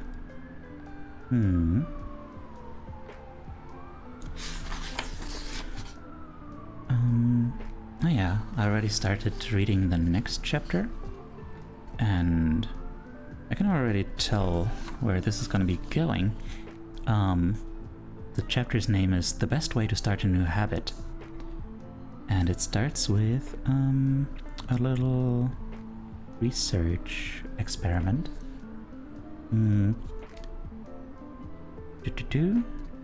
248 people. They got 248 people to try to build better exercise habits over the course of 2 weeks. They had 3 groups. First group was just a control group. They were just asked to, you know, keep track of how often they exercise. Second group was the motivation group. They had to track how often they work out, but also they had got like all sorts of material on the benefits of exercise and on the stuff that can be avoided, you know, heart disease and whatever. And then there was a third group where, in addition to all that stuff, they were also asked to formulate a plan for when and where they would exercise over the following week. Like, specifically, during the next week, I will partake in at least 20 minutes of vigorous exercise on day, at time, in place. And in the first and second groups, 35 to 38% of people exercised at least once per week. Which, you know, the motivation and stuff didn't actually make a difference. Thank you. But out of the third group, 91% of the third group exercised at least once a week. Like, more than twice as many than the other 2 groups. Like, holy crap. The sentence they filled out is what researchers refer to as an implementation intention. An implementation intention, which is a plan you make about when and where to act. Like, it basically has to associate the behavior with a cue.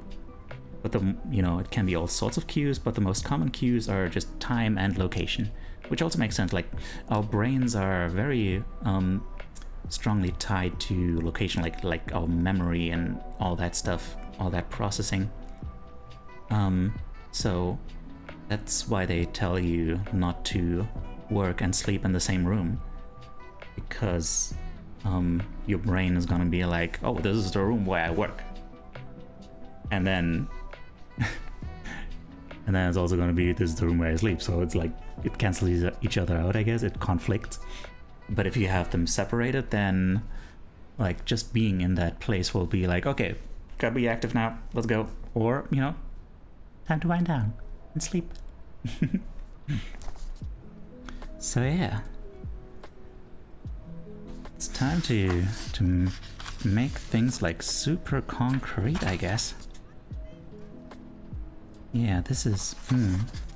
I already had ideas about some of this a while ago, but I never put them into action. The location thing reminded me of good advice I got once. When you walk into a room and say, wait, what did I come in here for? Just immediately go back to the room you were in and you should have an easier time remembering what your goal was. Yeah, probably. Because whatever you came there for was probably associated with something inside that room, yeah. And you know, that's also what that whole memory palace thing is about.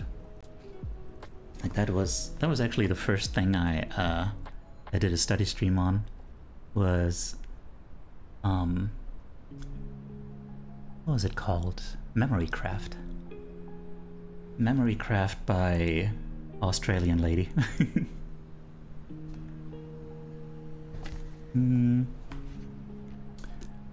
Alright, I guess I might as well keep reading now, because next reading session is basically already up, so I'll see you in half an hour.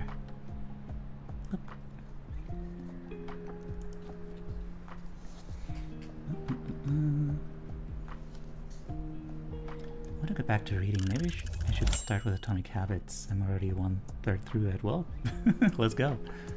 No better time than now.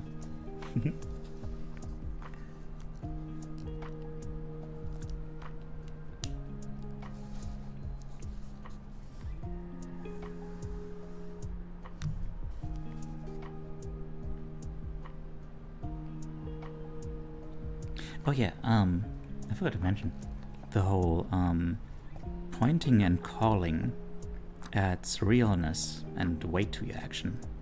Like it not only pulls them into like the conscious realm, but like the fact that it becomes more conscious and like it's something that you say and that you hear yourself saying puts it out into the world and it becomes like a thing, you know? Gives a little more gravitas.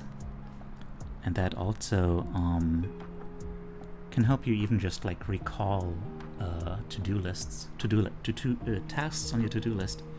Like if you actively say like, I'm going to do that thing, then there's a higher probability that you will actually remember to do the thing.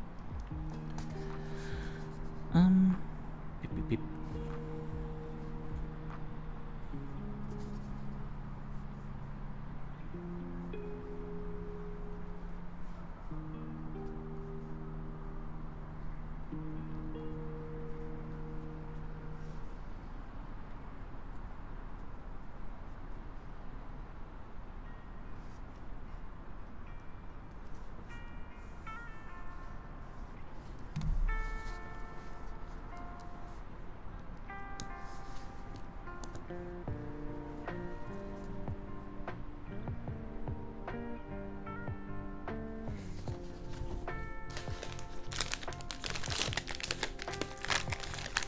Nuts.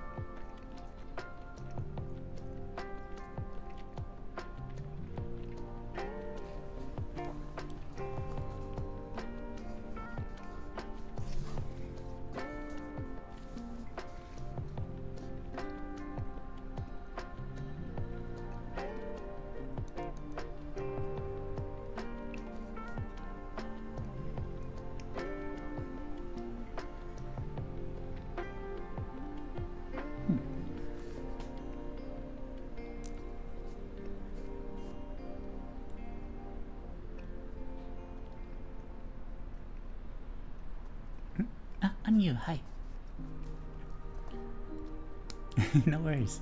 To-do list bot basically lets you guys in chat add your own tasks to a common to-do list and mark off when it's done and some other stuff too.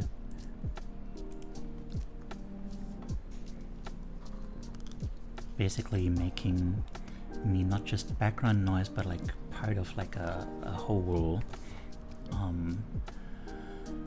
productivity thing. Atomic Habits is a book on thank you for the follow.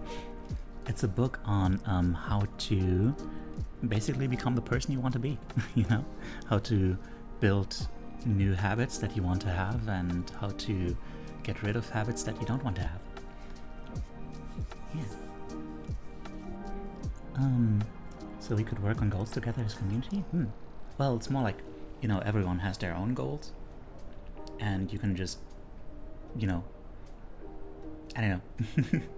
Thought it's about nuclear physics, sorry. I'm not a physicist, I'm an emotional support good. As a yes for the bot, oh, okay.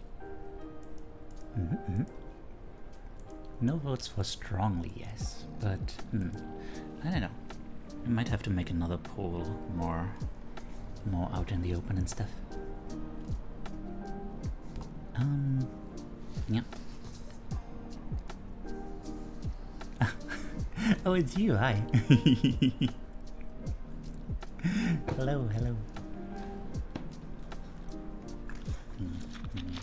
Take a shot.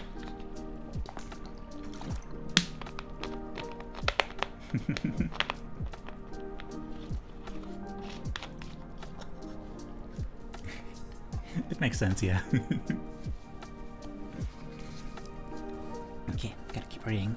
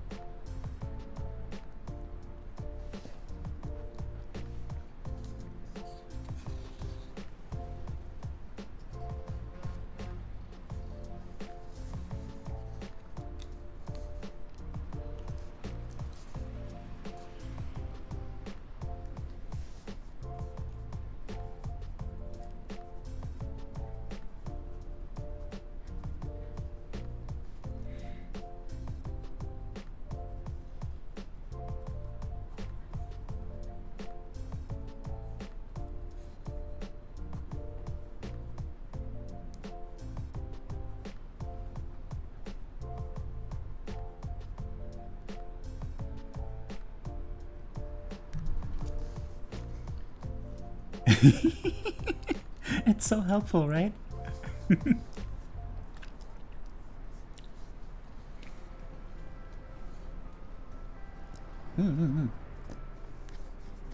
Yeah, it's amazing how often people say that. That's you're not alone there. Everyone, remember to take your meds, please.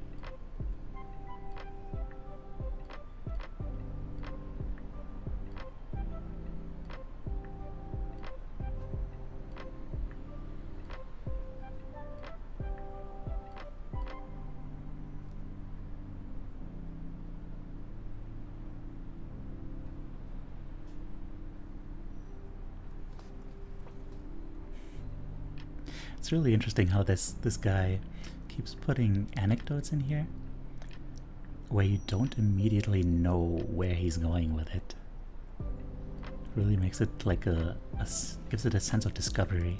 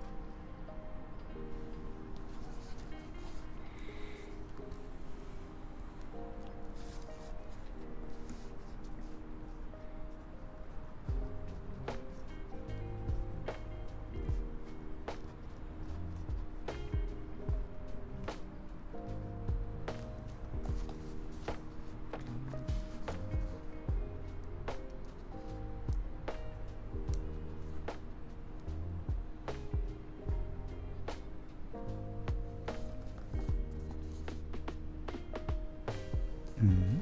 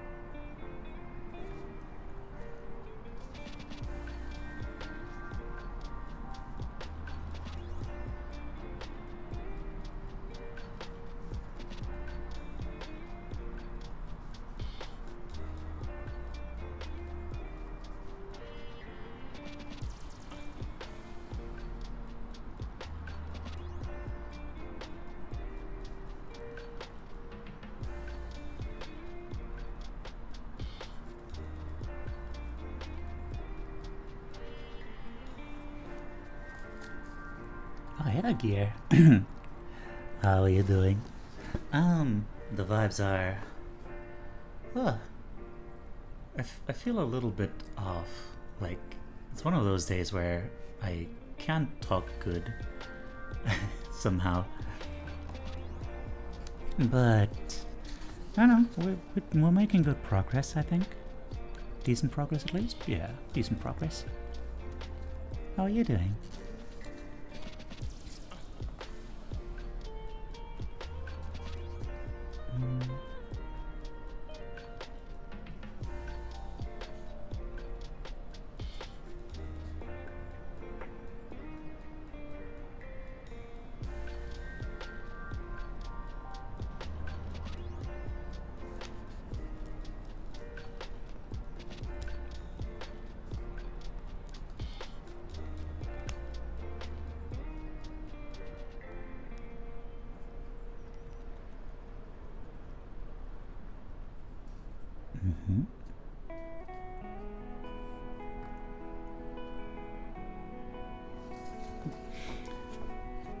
Doing good. Progress.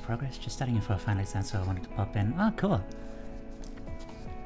Gonna be co-working. Let's go.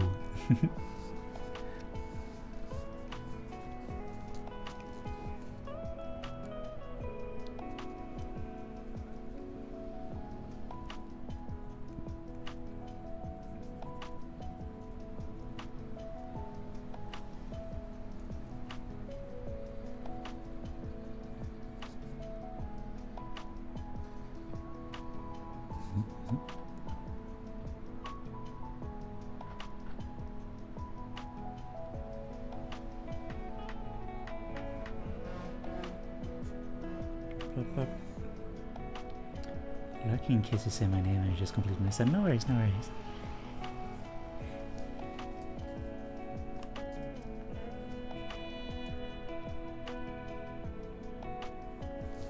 By the way, just quick. There we go. Give you a little shout out to a little meme lord. Little femboy meme lord. Honestly, I feel like... Oh wait. This is the wrong person. You have an underscore at the end of your name. How about that? I was wondering why I didn't have an icon.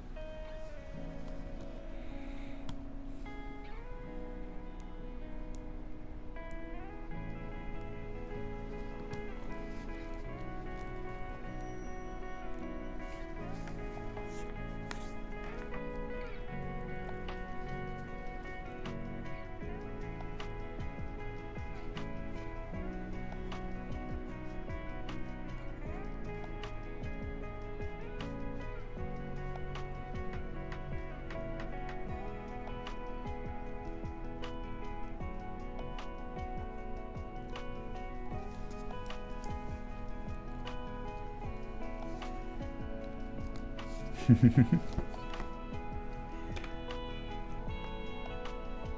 let's try that again. Heck, 7 more seconds.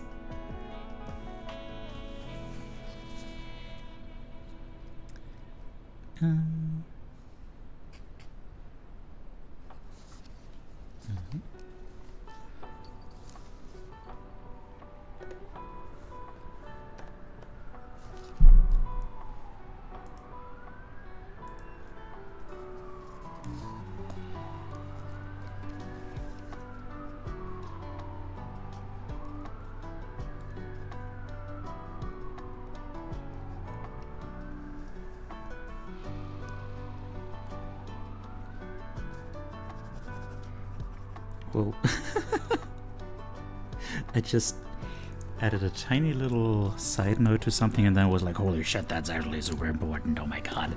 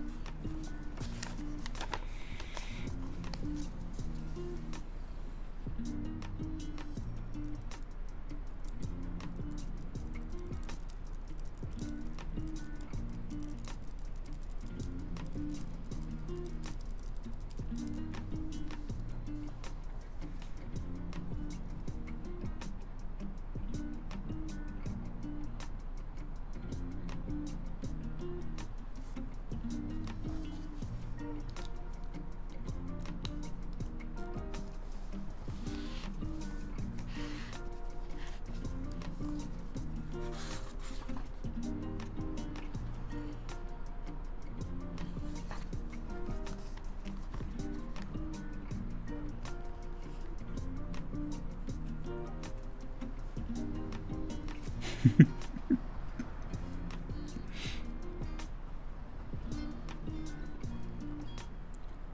just realized that we're going to be talking about habit stacking, and that totally sounds like some kind of advanced technique in a video game or something.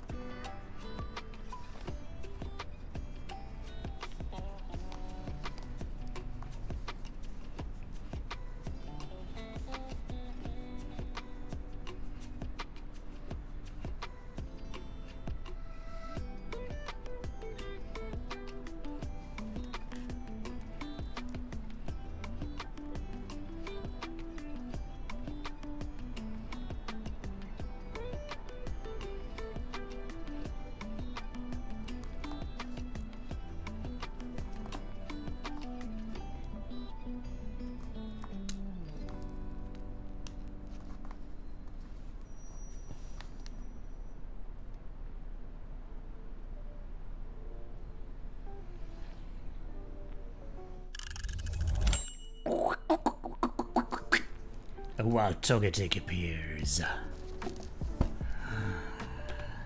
Isn't that wild? Okay. Hello, I'm back. Okay, we got a bunch of juicy stuff going on now. So implementation intentions. Hi, Otis. What's going on? Are you okay? Are you okay, my sweet? Oh dear. Since we're learning about habit, do you have any idea what's causing me to be in the habit of depriving myself of sleep? Well, you already explained that to me, didn't you? You know, it's because of that thing where you don't feel... Wait, hang on, I need to... Speaking of habits... There we go. Different mic settings. You're coming from a panic attack, feeling very soft. Oh, oh dear. Come here, come here. Come over here. You're safe. It's all good. Everything is okay. You're okay too. It's over now. And, yeah, Everything is okay. Big nuzzle. Nuzzle. Okay.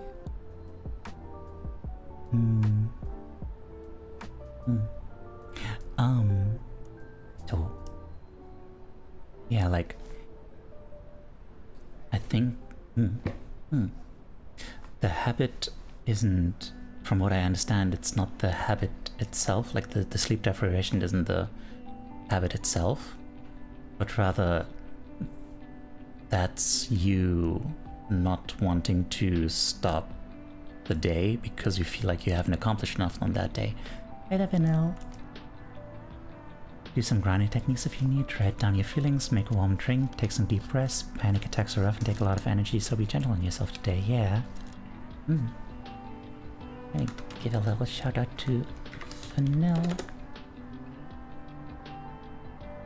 Zero. Dia pulling up to the screen, getting real close, just makes me imagine she's just like stepping forward, grabbed us by the collar like a shirt collar, you degenerates, and just love yourself.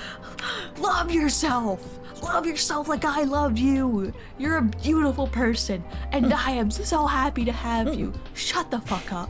Love yourself. Shut the fuck up, or I will hurt lovingly. you with my love.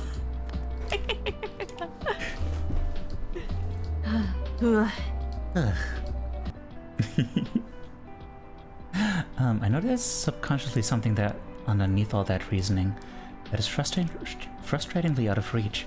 Normally good at being self-aware about my subconscious reasonings, which is why this is so frustrating. Huh. Interesting. Well, speaking for myself, Banana Ben, you should love yourself because no one else does. Yeah, I mean, that is, well, I wouldn't necessarily agree with that. Also, wait, I just realized, oh man, that is, okay. I see what you're doing there.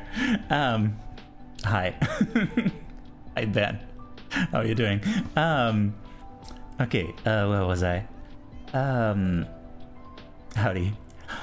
So, speaking for myself, I know that I think that for me, the reason I have a hard time getting myself to sleep is because I associate sleeping with waking up the next morning and having to go to like school or whatever, you know?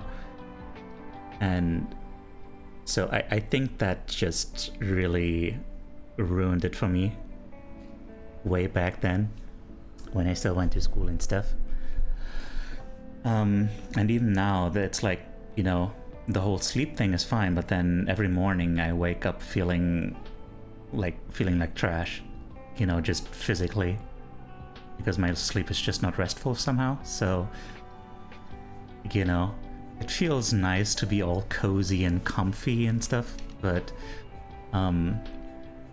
yeah, the whole part that happens after I wake up is just like,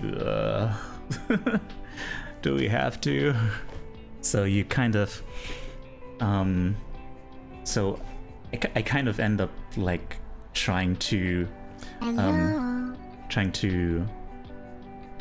procrastinate on that happening and just making the day go on further. And so that's one thing. I don't know, there might also be like some kind of self-punishment thing going on underneath that. Like that is also always an option. Hi Nate, hi Jan, how you doing?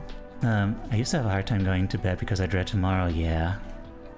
I was like, if I don't sleep, the next day can't come. That's why I would stay up all night, but also undiagnosed health issues that had more influence than I realized. Ah, dear, yeah, for you, sleep really wasn't restful, was it? Oh man. I'm glad you got that cleared up. Wish I say pizza now, EP honking. You have a good EP. But. Also, Wolf, hi, how are you doing? Okay, so. I was the opposite. I slept all the time so that the next day wouldn't start. Oh, I see. Oh. You know, that might be part of it for me. Don't want to be guilted into going out tomorrow, so I make myself unfit to do so as rebellion or something. I don't know. Like, if that sounds right to you. But, I guess that's something that kind of goes outside of the scope of this. I don't know. That's an interesting question. Like, is that beyond the scope of this book? Because like the book isn't necessarily about like figuring out like the deep-seated trauma that is causing your behaviors or something. Like, that helps. That's mostly I think that's helpful for the sake of like, okay, if I don't do this anymore, then I will lack this. Like, if I stop using the internet to make myself feel less lonely, then I will feel lonely for a while. Of course, you know, once I get through that, then eventually I'll feel lonely enough to actually like spend some time with friends or whatever, like actually actively doing stuff instead of just passively having like basically radio noise in the background. So, you know, it's one of those things where the long-term benefits don't feel good at first, but yeah. Settling into a new work routine. I hope it's going well. Yeah, speaking of routines, so back to the book. Implementation intentions. So basically the most basic form of implementation intentions is when situation X, I will response Y.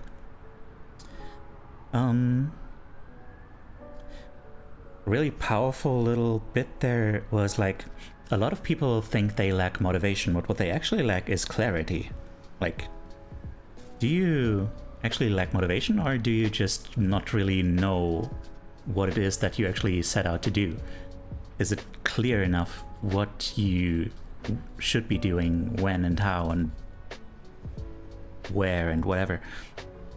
A lot of people just kind of spend their whole lives just kind of waiting for the right time, which, good job calling me out there, dude.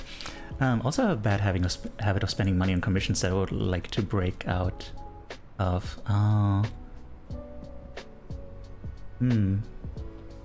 Yeah, that's yeah, we're gonna get to that, but basically the right time is usually now. Well, not for everything. Like the right time to set these goals and stuff, sure, that is, we're gonna be doing that as soon as possible, right?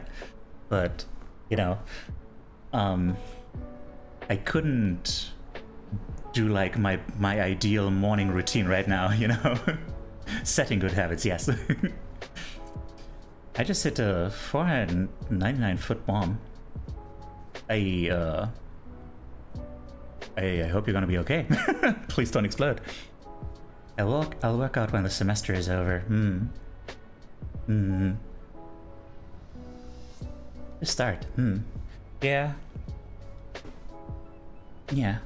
Although, yeah, we're gonna get to that in just a moment. Hang on. I'll tell you then why I don't immediately say, why I don't just immediately super agree with you. Ballman is as in distance and a homer. I don't know what that means. Backyard baseball. Ah, okay. Okay, I don't know anything about baseball. Okay, yeah. Applying this to habits, the formula would be like, I will behavior at time in location. And for the behavior, it also helps to make it as specific as possible. So like with a duration, like if you want to meditate, then I will meditate for this many minutes. Or, you know, also for just try to remove any sort of vagueness. Like if it's some kind of action, like sometimes that action is not super well defined. Like if you just say, I'm going to work out, then it's like, okay, what does that mean? You know, you're gonna spend half the time just wondering like, okay, what is the best way to start a workout? You know, you gotta have that prepared. Just get ready to go. It's gotta be automatic. Next point, yeah, if you don't know when to start, then it can help to start at the beginning of a new something, like at the beginning of a new week, of a new day, or whatever. Got to have a game plan, yes. Another important thing about this is that it lets you say no to things. Like we often say yes to things because we aren't clear enough on what we want to be doing instead. Yeah, vague dreams give plenty of space for little exceptions. And this also reminded me of like, you know, we mentioned last time that bad habits can... There's a strong overlap between bad habits and addictions. And you know, I heard addictions defined as like, well, not defined as like, but I've heard about addictions that they are not defined by the thing that you do, but by the things that you aren't doing because you're doing that. Right? So, so yeah. That reminded me of that somehow. I don't know. Now that I think about it, it's not really quite the same thing, but yeah. What it really reminds me of is that I had this evening routine that I wanted to get into, but it's still too vague. Like, I had, it's right there. It's like, yeah. I have an alarm that goes off at 11 p.m. and says that I should say goodnight to everyone and start mentally preparing to get ready for bed. And then also do bullet journal stuff and diddle. And 45 minutes later, turn everything off for good. And, well, for that day, you know. And then, I don't know, listen to music while using my massage chair. I don't have a full massage chair, but like, you know, it's not too expensive to have like a thing you can put on a chair. While listening to music or something. But yeah, it ended up being too vague. Not structured well enough, so that it just kind of deteriorated over time. Like,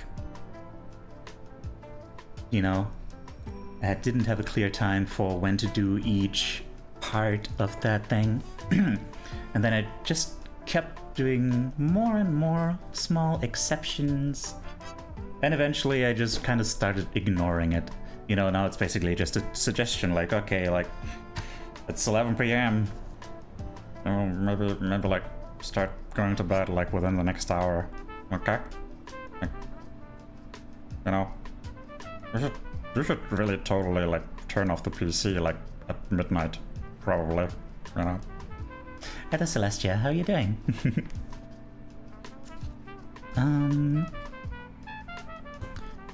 Okay, what's next?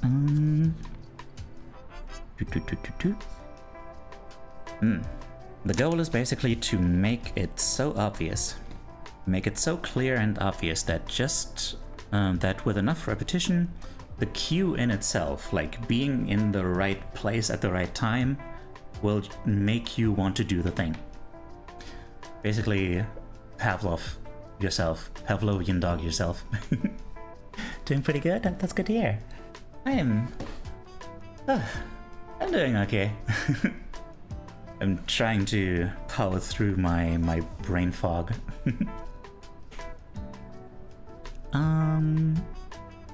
Boop, boop, boop, boop, boop.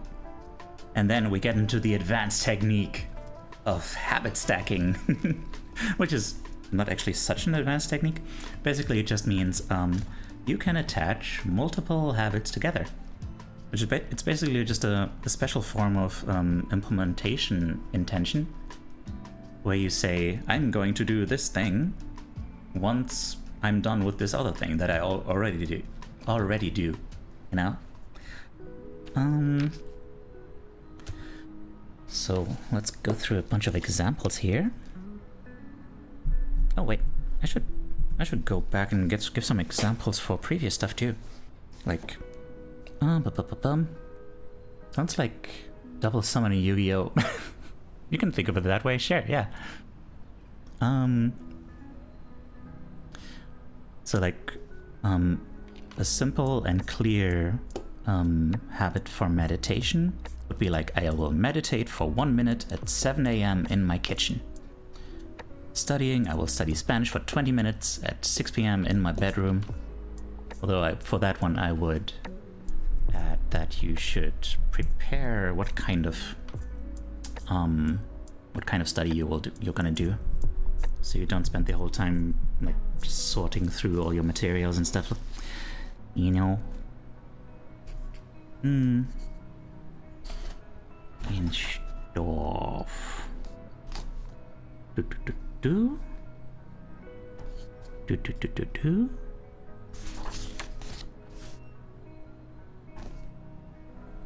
Okay. So an example of habit stacking would be meditation. After I pour my cup of coffee each morning, I will meditate for 1 minute. So now it's more concrete, like you have not just in the kitchen at this time, but you know, he's already in the habit of making a coffee each morning, so gonna take that as a cue to immediately sit down and meditate for a minute. For exercise, after I take off my work shoes, I will immediately change into my workout clothes. You know, while you're already changing your clothes, just add more clothes into the changing algorithm, basically. Yeah, and then you can basically create whole giant stacks. Big ol' stacks. Allows you to take advantage of the natural momentum that comes from one behavior leading into the next. Yes. So like, for example, a morning routine might look like this. After I pour my morning cup of coffee, I will meditate for 60 seconds. After I meditate for 60 seconds, I will write my to-do list for the day. Use that mental clarity. After I write my to-do list for the day, I will immediately begin my first task, since, you know, working is already fresh on your mind. Or consider this habit stack in the evening. After I finish eating dinner, I will put my plate directly into the dishwasher. After I put my dishes away, I will immediately wipe down the counter. After I wipe down the counter, I will set out my coffee mug for tomorrow morning. And, you know, if you already have existing routines, you can also insert something into the middle. Like, I really like this example. If you want to develop a habit of reading more each night, you can, if you have a habit of like waking up, making your bed and taking a shower, then you can make it wake up, make my bed, place a book on my pillow and take a shower. So then you already have that book waiting for you, or like stretched out, like, hey there, handsome, you know? I was gonna be waiting for you all day, yeah.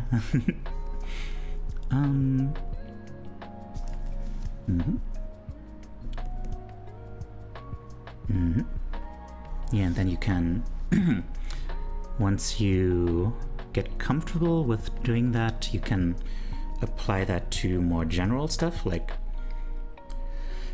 when I see a set of stairs, I will take them instead of using the elevator. When I walk into a party, I will introduce myself to someone I don't know yet.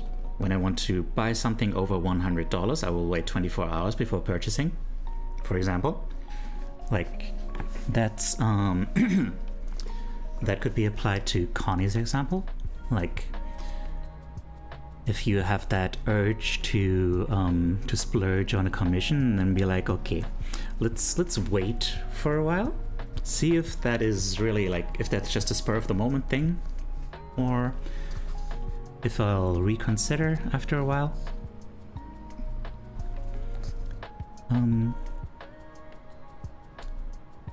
Healthy eating. When I serve myself a meal, I will always put veggies on my plate first, etc. Oh, mood. When the phone rings, I will take one deep breath and smile before answering. Interesting. When I take a shower at the end of the day, I also brush my teeth, so I won't go snacking late. Oh, smart. Yeah.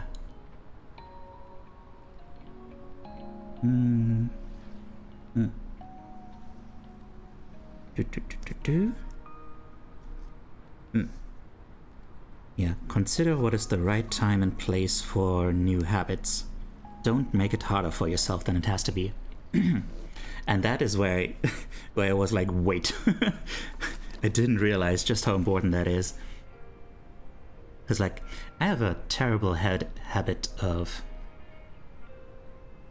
yeah, making things harder for myself by basically not working with what I have, but working with what I think I should have. Like, you know, the example they give here is like, if your mornings are really hectic, you got kids running around and you know, making noise and coming in and out of your room, then that is not going to be the right time to place meditation, because it's not going to be successful. But also, what it reminded me of is that for example, I bought myself a mattress. I bought myself one of those memory foam mattresses that are like very hard, but then they just form this groove that you end up in. And I figured that would help me sleep in a healthy position. But I was in a place in my life, at a time in my life where I was still like a very restless sleeper, and I would just toss and turn all night, and then all it would result in is that I ended up feeling miserable, because, you know, it would have these grooves, and I would just keep edging against them and be like and getting into all sorts of uncomfortable positions. So I was like, not working with what I already have, and like, for example, like, to apply that to the example of this person, you know, this single mother, for example, who wants to meditate a little bit, you know, if she was like me back then, she would be like, yeah, I'm gonna put that in the morning, because, you know, maybe it's gonna make the meditation harder, but you know, I just gotta power through that. That's what learning meditation is all about. It's about mind, you know, being not letting yourself be disturbed by such little disturbances. So that makes sense, right? But nah, nah, dude. You gotta start realistically. You gotta just work with what you have, basically. I feel like those micro good habits really make a noticeable difference throughout the day, right? Yeah, that's exactly what this book is about. That's why it's called Atomic Habits, because you make these tiny changes and there's a lot of power in them.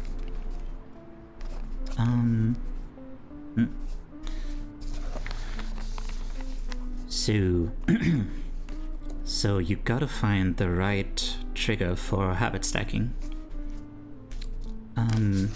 So for that, you can just start with the with your habit scorecard, if you have that, or, well, download another template from the website, maybe, or just, you know, it's basically pretty simple. You can make a little two lists, basically. One column with habits that you already do each day without fail. Every day. It's gotta be every day. Not Not like, you know, if you have like something that you only do like every Monday, and you can't attach something to that you want to do every day, you know. And it's got to be reliable. It's got to be not something that you do when you're feeling good only or something. It's got to be like as basic as getting out of bed, taking a shower, brushing your teeth, getting dressed, brewing a cup of coffee, eating breakfast, taking the kids to school, starting the workday, eating lunch, ending the workday, changing out of work clothes, sitting down for dinner, turning off the lights, or getting into bed. And then, yeah, on the other side, you would have things that just happen every day without fail. So like, the sun rises, you get a text message, the song you're listening to ends, or the sun sets, are the examples he gives.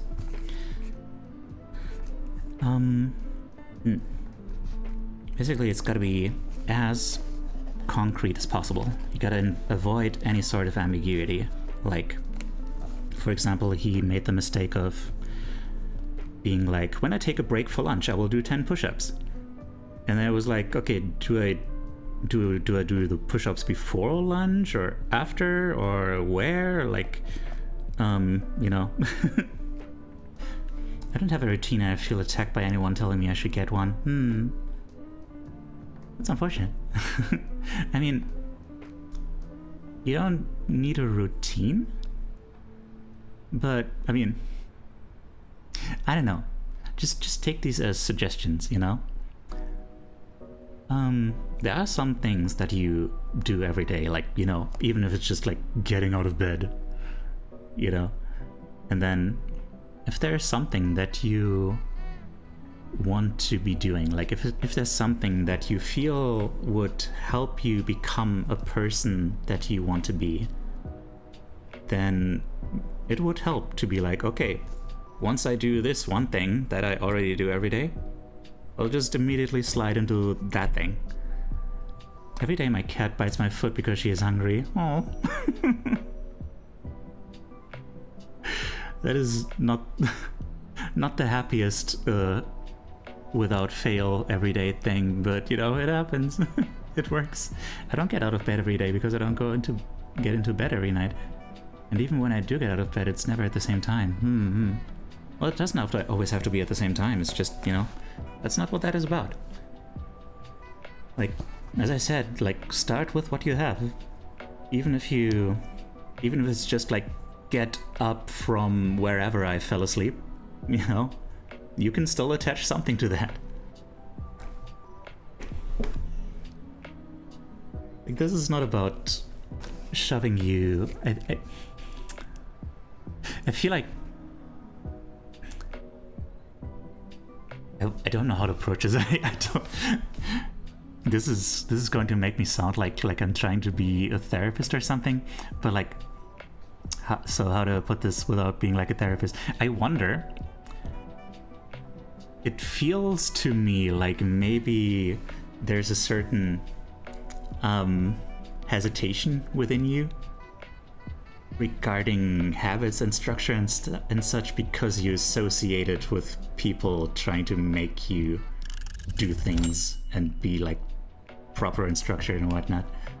So like, it's gonna be, in that case, it would be important to like separate those two things and be like, yeah, no, I'm doing this for myself. I'm doing this because there's a person I want to become, and I'm doing this for her.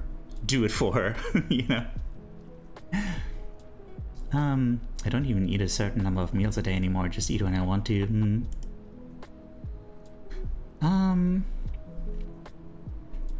Also getting mad if a routine's presented as the one and only solution. I basically turned what I call my routine into something I can create single events out of whenever I feel lost. I got up, nice, now what? Let's do laundry or something. If I have something I prioritize already, I'll just do that instead. Just wanted to tell you that because I also don't have a strong structure for sleep or eating, because it feels like cage to me as well. Grab, right. Grab. Yeah, like, that's a very important thing about this book. Like, it's not about like giving you a structure and saying like do the thing. It's very much about like helping you figure out like who do I want to become and how can I get there. By creating not structures, but like systems, you know, not goals, but systems. Okay, and also, Anu, if you're on desktop, you can go to my About section and there's a little extension there where you can buy balls and stuff. Okay, onward to the last session, I guess. Probably, maybe.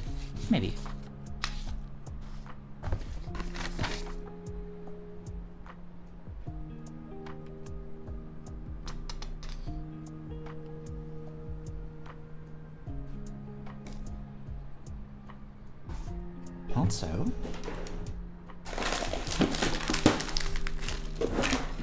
crunchy peanuts. That's good. Oh dear. Why is it so loud? Put these over here.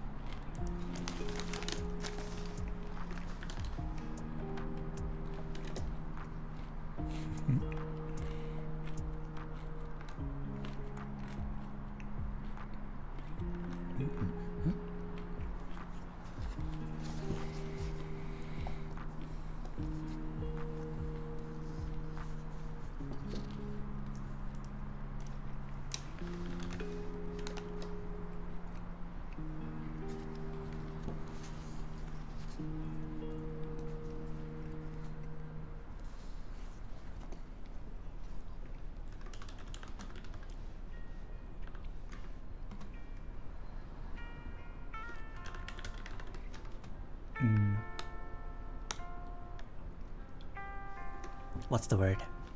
Why am I responding in text? Epigenetics. Epigenetics, that's the thing. Might be some leftover epigenetic thing from someone who actually did have a peanut allergy in your previous... in your like, among your forefathers.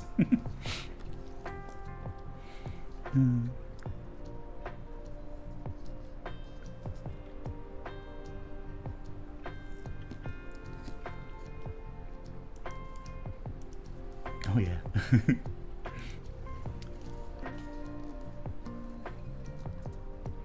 That's a lot of balls. That's so many balls, dude. That's Murray, how you doing?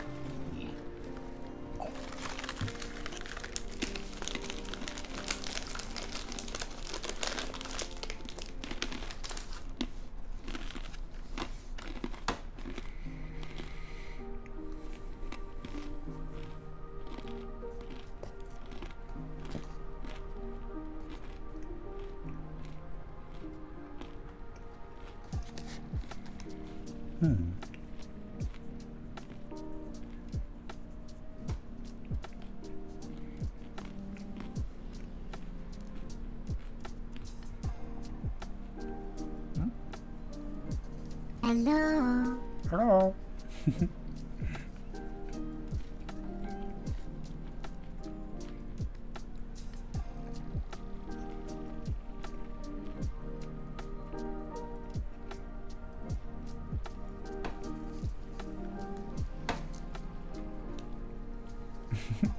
What's with that bet?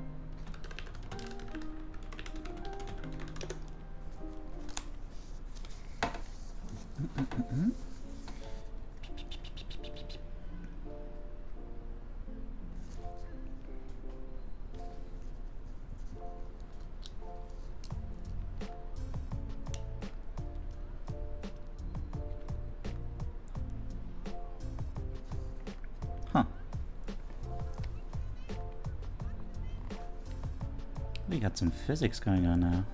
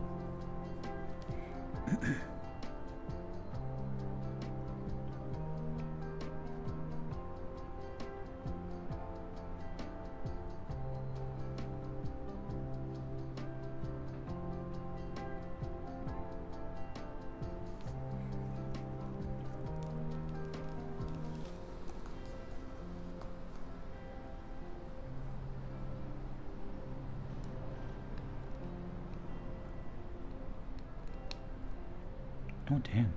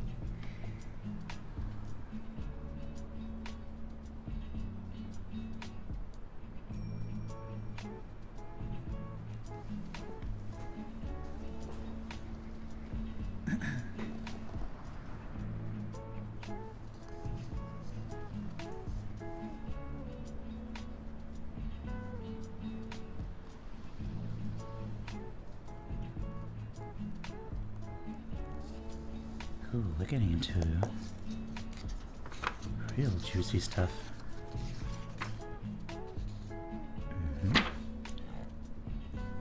Oh, jeez.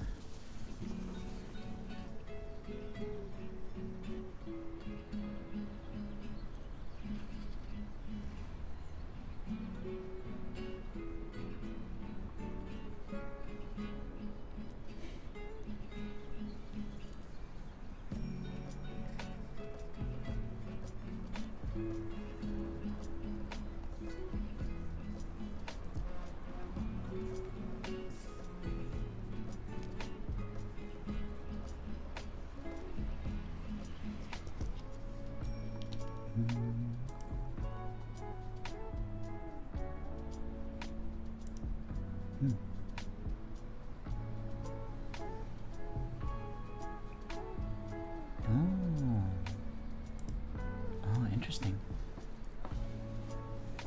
Man, I gotta find a therapy spot too. Man, I really gotta.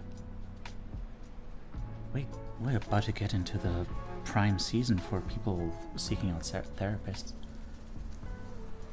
It's gonna get cramped. Yeah. Thanks for the workout, Valk. What kind of workout would you like me to do? Once the timer's up.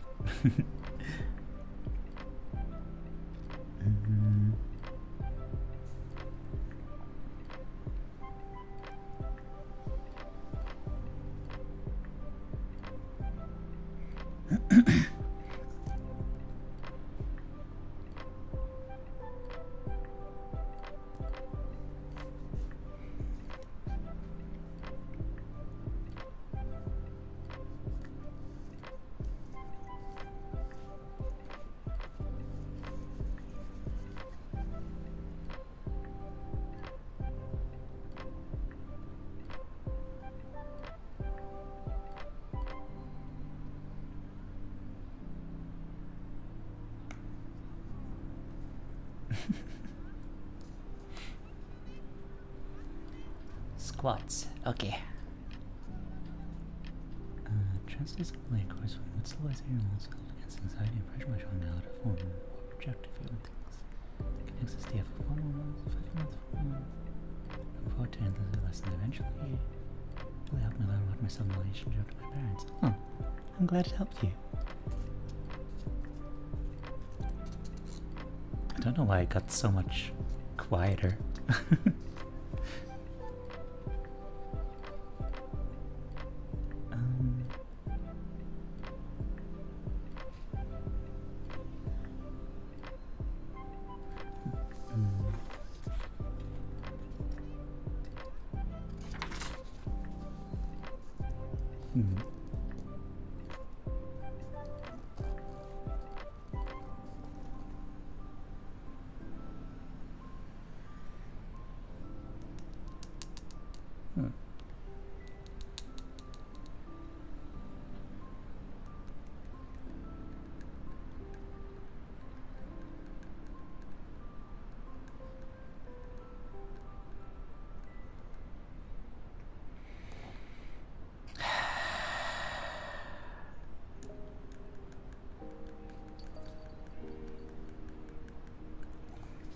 Ugh. Book's calling me out again. I can sense that there is work ahead in the future.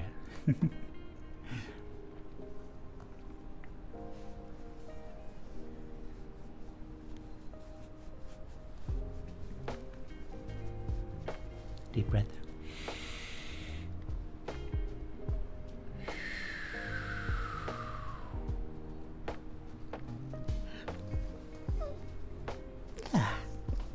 Yeah, thank you.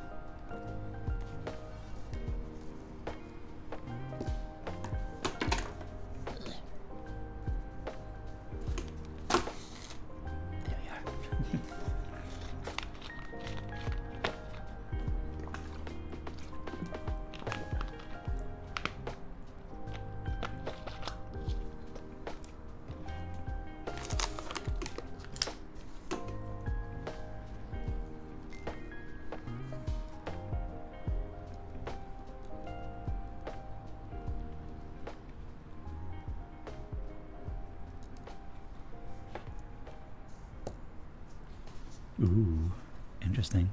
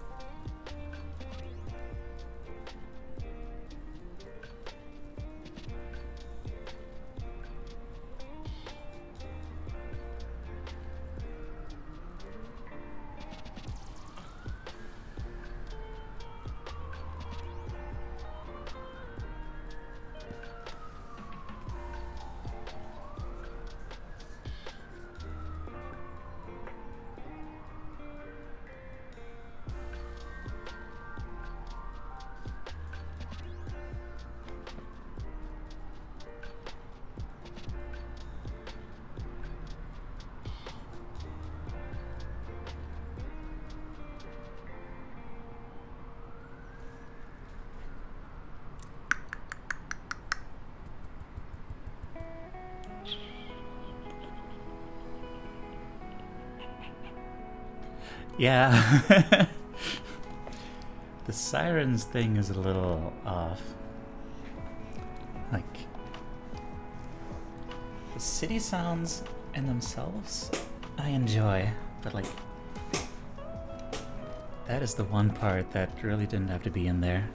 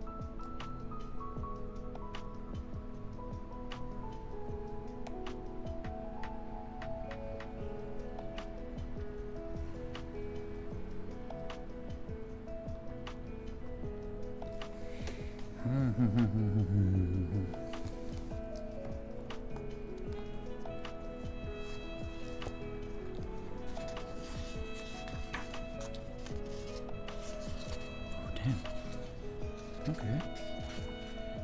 Let's read ahead a little bit.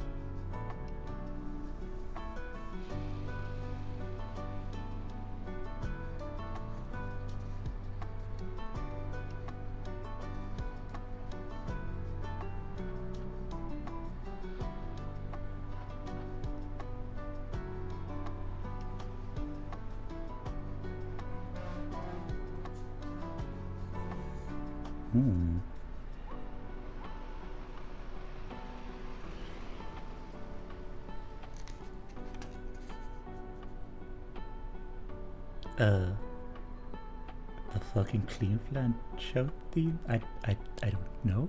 I don't know what it sounds like, so I can't tell you.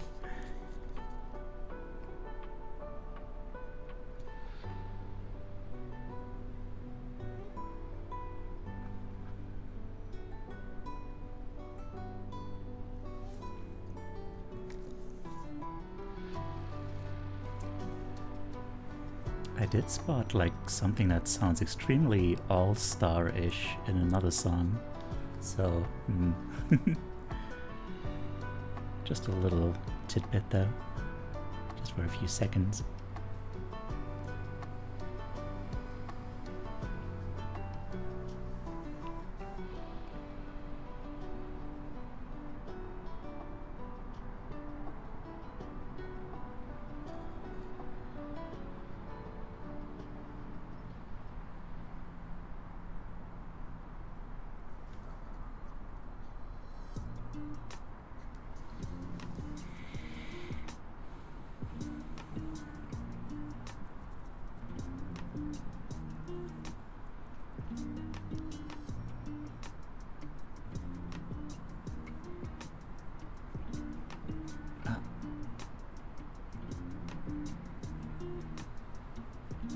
There we go. Vindication.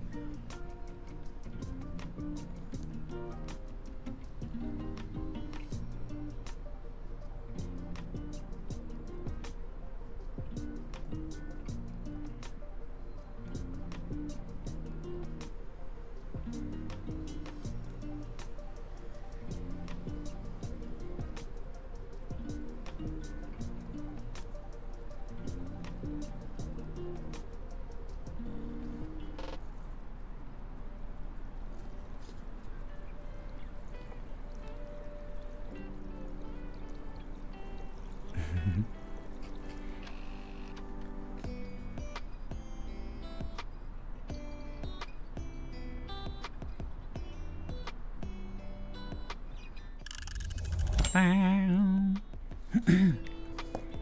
on, almost done.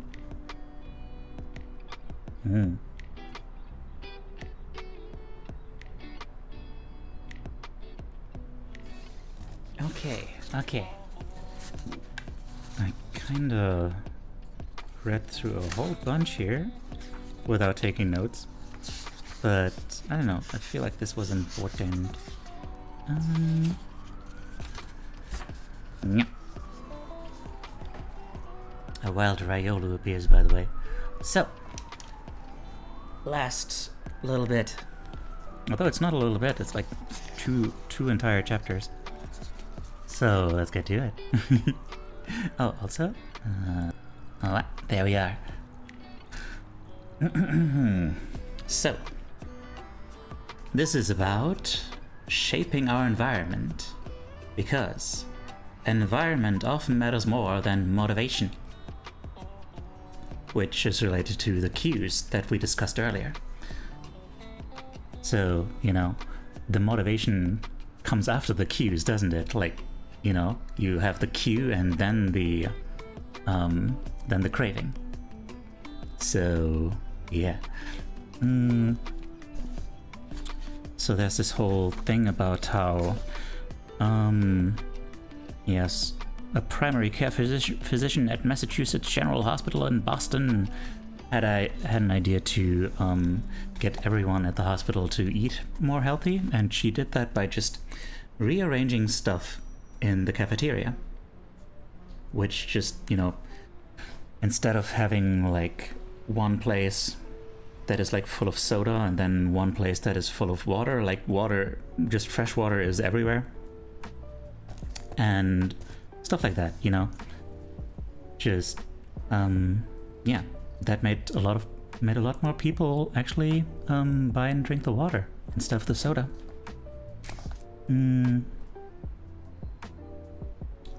Yeah, a lot of times, you know, we just see things in front of us and they're just so obvious, and they trigger something within us even if we don't consciously notice it.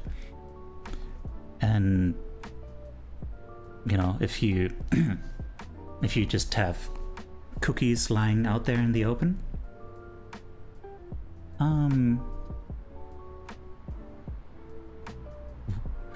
sorry, I was distracted by Pokemon community game. Then you're more likely to pick up some of those cookies as soon as you like walk into the kitchen. Just like reach in and grab a few, because they're right there, and eating them makes you feel a good thing, even though it's a bad thing in the long run. Yeah.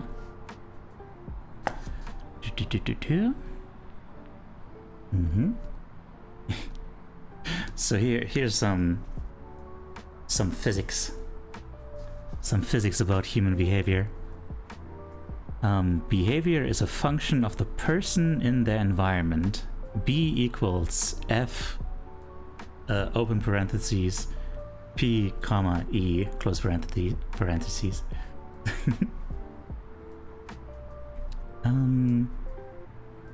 Yeah, for example, yeah, suggestion impulse buying, which is triggered when a shopper sees a product for the first time and visualizes a need for it. I need to remember it for the exam? Well, I mean, there's not going to be an exam, or is there? Or is there?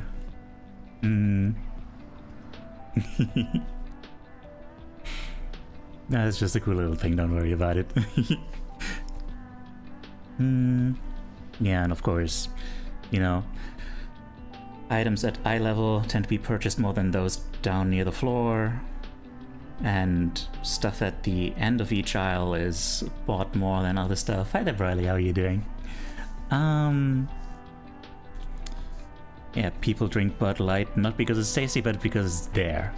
Because it's everywhere.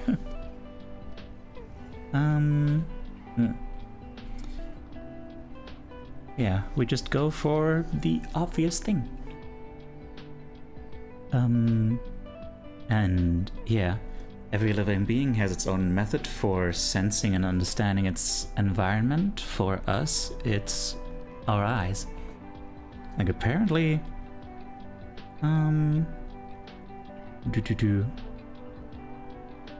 apparently we have like about 11 million sensory receptors, and about 10 million of those are dedicated to sight, which is kind of crazy. Apparently vision is like real high maintenance. I guess. Huh.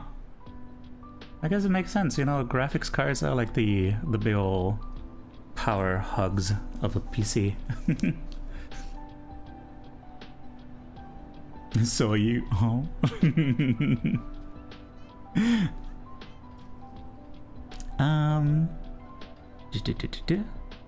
So yeah, there's gonna be there's a lot of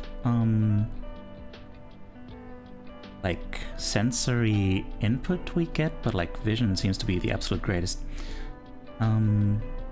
So that's why, yeah, what we see has such a big influence on our behavior. But of course we are not probably, unless you're in jail, in which case I'm sorry and I hope you'll get out soon. But yeah, we are not a slave to our environment. We can shape it to at least a certain extent. So let's get into designing our environment for success. AKA, Teiyu's gonna have to clean up and get around to actually doing things. You know, okay. So yeah, a little anecdote. Dutch energy crisis.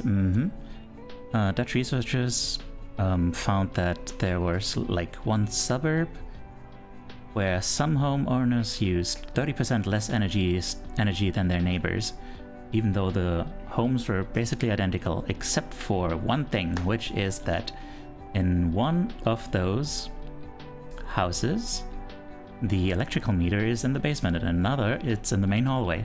So the people who have their electricity use constantly shoved in their face are obviously more aware that they're using electricity and it's not free, you know?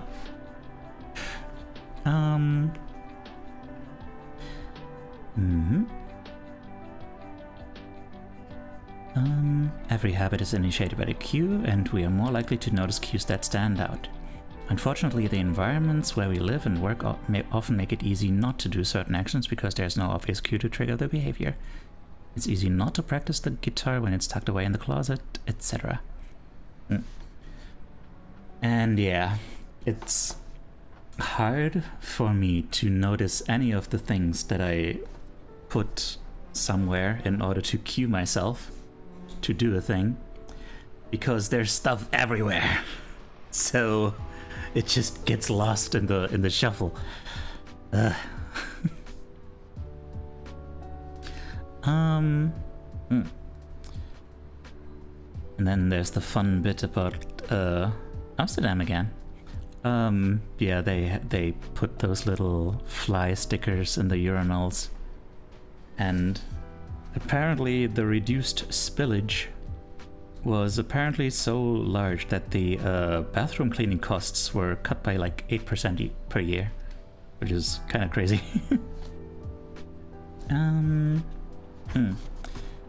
Dude's own anecdote about buying apples and putting them in the fridge, like in one of those little pull-out boxes, and then just forgetting that they exist, and then magically eating way more apples once he put them in a bowl, like right there in the middle of the kitchen. A display bowl even, my god. A few ways you can redesign your environment and make the cues for your preferred habits more obvious.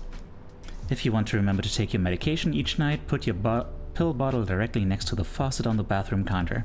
If you want to practice guitar more frequently, place your guitar stand in the middle of the living room. If you want to remember to send more thank you notes, keep a stack of stationery on your desk. Do you want to drink more water? Fill up a few water bottles each morning, place them in common locations around the house. Yeah, the more you want to make a habit a part of your life, the bigger the queue has to be, and like ideally there's even like multiple queues. Like a smoker often has like multiple queues, like they could be smoking when like driving a car, or seeing a friend smoke, feeling stressed at work, you know, or drinking. Like a lot of people are social drinkers. That comes up later actually. Yeah, indeed, thank you for the hydrate.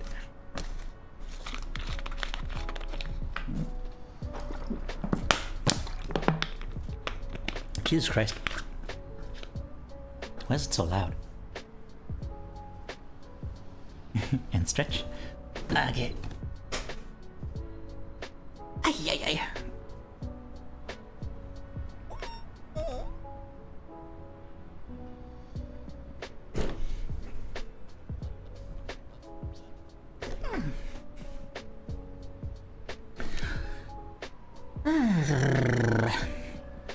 Okay.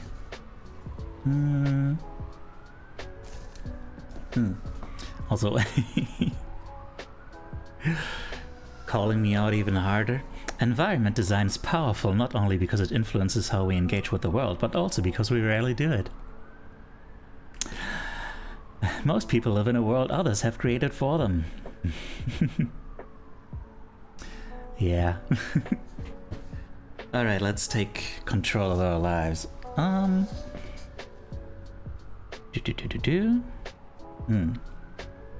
Over time, yeah, cues that trigger a habit can start out very specific, but over time your habits become associated not with a single trigger, but with the entire context, like drinking in social situations. Seeing people order drinks, hearing the music at the bar, seeing beers on tap, etc. Yeah, we tend to associate habits, yeah, with the locations in which they occur. So like the home, the office, or the gym.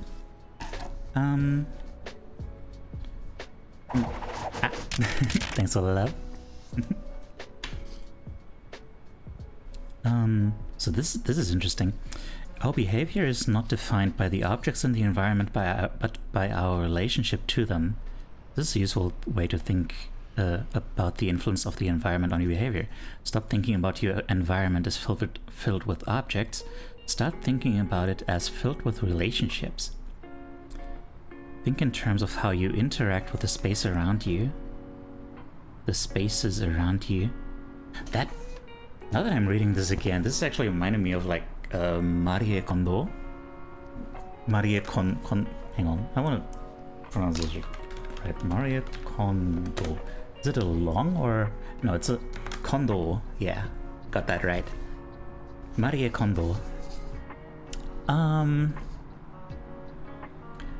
Yeah, like,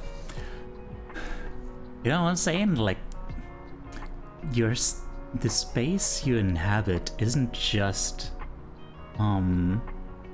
like, filled with things. Like, she has this, kind of spiritual way of looking at it, where she, makes people, like,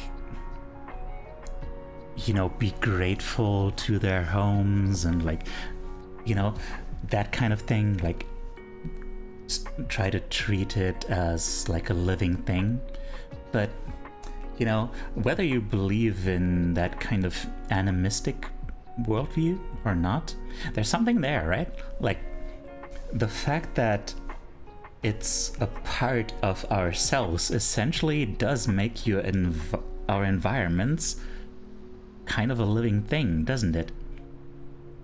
So, yeah. It's just interesting. And yeah, that it's no wonder that she uses that as a first step towards you know, getting people to reevaluate their relationship with their environment and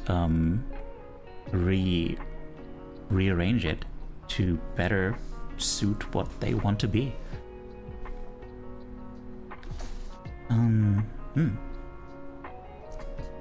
So as a well charge up in chat.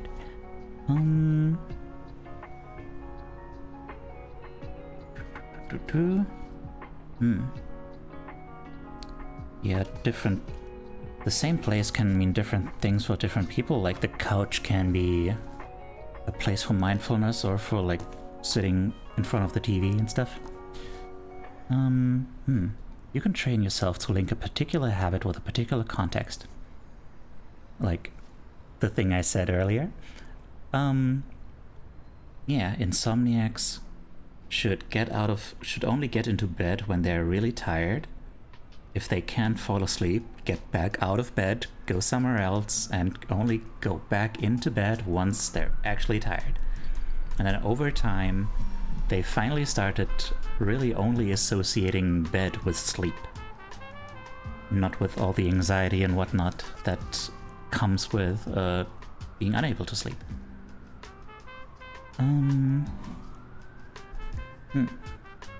And yeah, that also means habits can be easier to change in a new environment. So if you have a hard time building a new habit, it can help to go somewhere entirely new and like use that to escape all those subtle cues in your previous environments, your current environments rather. Like a different coffee shop, a bench in the park, a corner in your room you seldom use, and yeah, you can use that place to start a new routine there. Yeah, it's easier to associate a new habit with a new context than to build a new habit in the face of competing cues. Yeah. So like if you already use a room just for gaming and stuff, then it's gonna be hard to detach that room from that and also use it for something that kind of runs counter to that.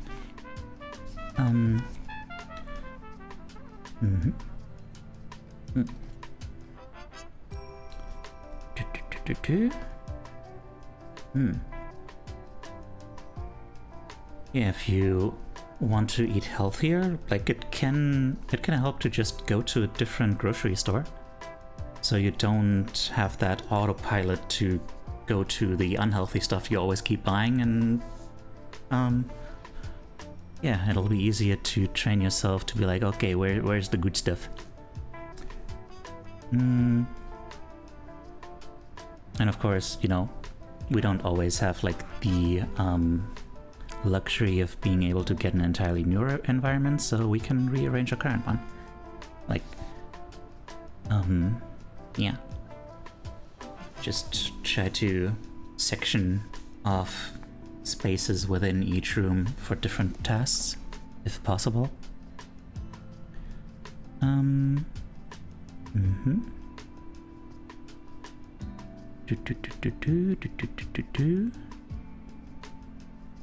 feel like I totally skipped over this next part. Okay, but yeah, it's basically that. When he moved to his new home, he could really separate all that stuff, and everything went more swimmingly.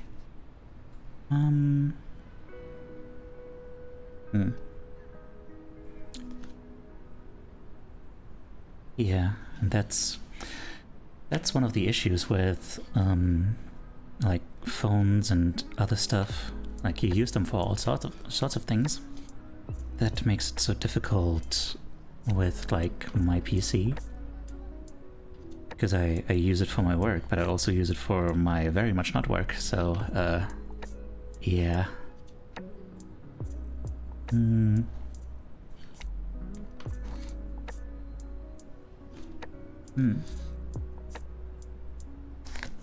And yeah, even if you don't have a lot of room, like you can have like a designated chair for reading, a desk for writing, a table for reading, and do the same with digital spaces. Like, well, this is a little luxurious too, like someone who uses a computer only for writing, a tablet only for reading, and a phone only for social media and texting.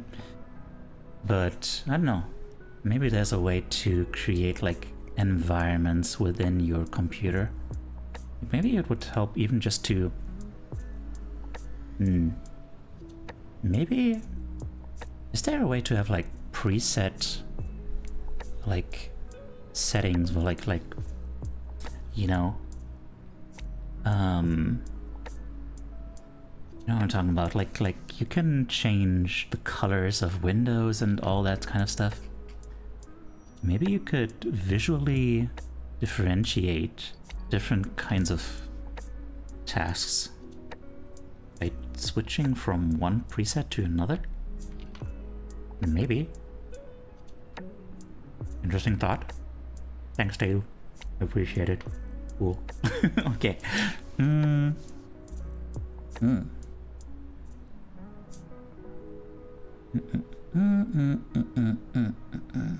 Okay. So that's basically that, yeah. That is how your environment can help you form new habits. Wonder if it'll make it more concrete. Well, there's gonna be a lot more stuff going on later. I don't know. I don't know. I guess, you know, this doesn't replace the whole part where you actually have to sit down and do the things. That's gonna be our homework, huh? That's gonna be our homework. We're gonna have to actually sit down and make those lists and everything.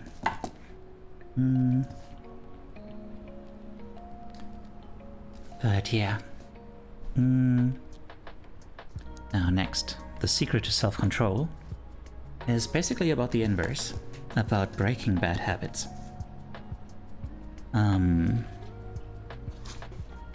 Like in the Vietnam War, they found that like 35% of service members in Vietnam had tried heroin and as many as 20% were addicted, which is not great. But it turns out that when those people returned home, like 90% of them managed to drop the habit because they were in an entirely different environment. They got out of that environment that kind of fostered this this bad habit, because, you know, they were constantly stressed. They were around people who also did that. Wait, where is it? Yeah, there were thousands of miles from home, and yeah, it was just easily accessible. Which is kind of the inverse of the general drug user statistics. Like, it's more like 90% of heroin users become addicted again once they come home from rehab, because they return back to an environment that made them an addict in the first place, because it's just a bad environment. And that is also very important to consider because of you know, we tend to the idea that a little bit of discipline would solve all our problems is deeply embedded in our culture. Yes. And you know what, I'm just going to read the entire next paragraph too. Recent research, however, shows something different. When scientists analyze people who appear to have tremendous self-control, it turns out those individuals aren't all that different from those who are struggling. Instead, disciplined people are better at structuring their lives in a way that does not require heroic willpower and self-control. In other words, they spend less time in tempting situations. So, I feel like that's an important little bit of destigmatization there. Yeah, the people with the best self-control are typically the ones who need to use it the least, yeah.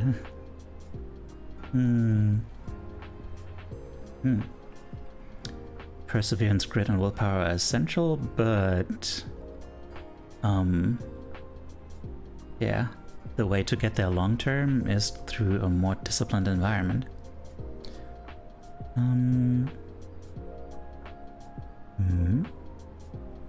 Yeah, because, like, you know, those habits, they sink in deep into your brain.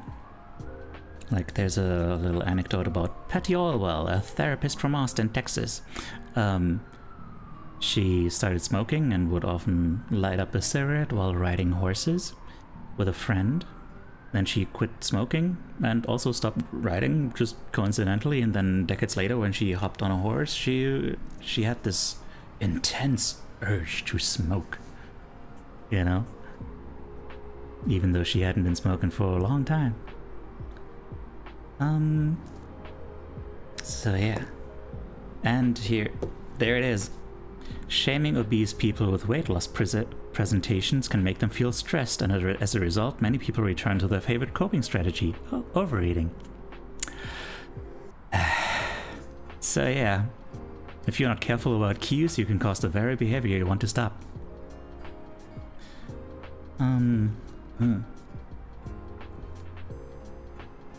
Other habits like watching television makes you feel sluggish, so you watch more television because you don't have the energy to do anything else. God. Yeah, don't I feel that one?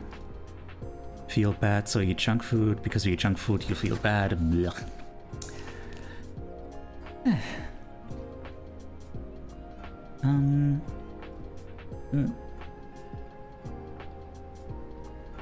Cue-induced wanting. An external trigger causes a compulsive craving to repeat a bad habit. Once you notice something, you begin to want it. So yeah, you can break a habit, but you're unlikely to forget it. The mental grooves in your mind just kind of stay there. They persist, even if they go unused for a while.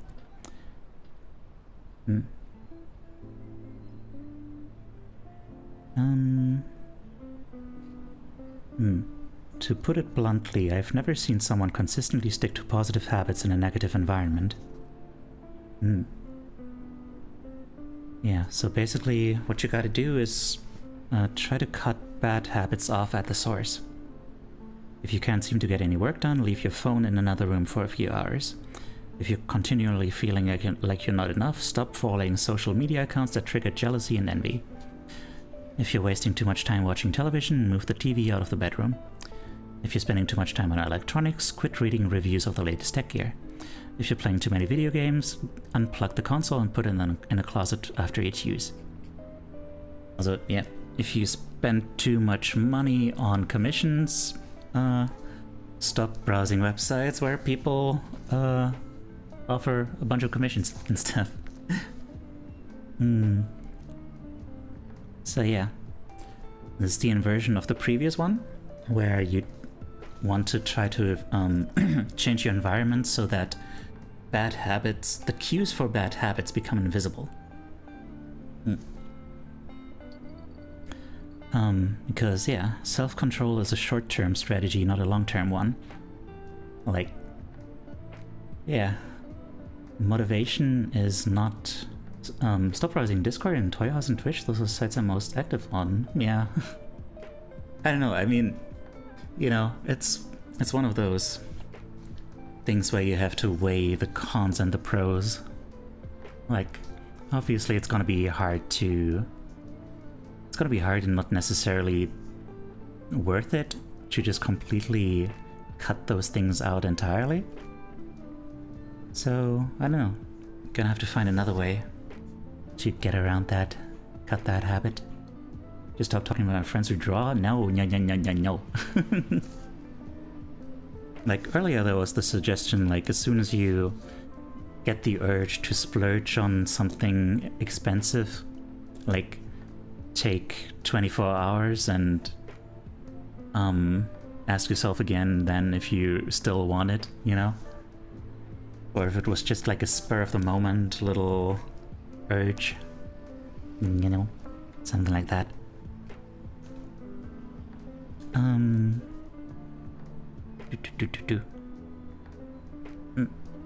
Yeah, and that's basically it. That's all I got for today. Wow. And we got a new level. Nice. Okay. I still wanted to have tried that. Ah, well then. I don't know. I don't know, dude. There's a wild Jew, dude. Speaking of dudes. Okay. Ah. Alright, so, Right, first of all, let me check.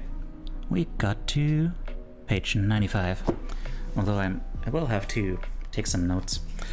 So, yeah. We got homework, huh? The problem isn't impulse spending, it's feeling the need to give people money because they need it more than I do and I'm selfish if I don't help them. Ah, I see. Well, that's a whole big thing, isn't it?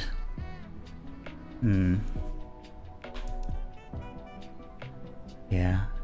Like, I understand why it's hard for you to deal with, like, this kind of stuff. You know? It's very complex. Like that whole emotional knot, you know? That emotional knot in your brain. I get that very much.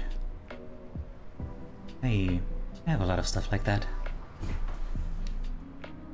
Like, no wonder I haven't been making a lot of progress for the last, like, decades. So yeah. I end up buying characters I don't really like that much because I want to help the person selling them. Ah dear. Yeah. Well, in that case, you know, it's gonna have to be something more like... Well, something a little more complicated about asking yourself, like, do I have to be the one giving them the money? Is it... Am I actually selfish for being more discerning for where I spend it and stuff like that, you know? More like cognitive reframing?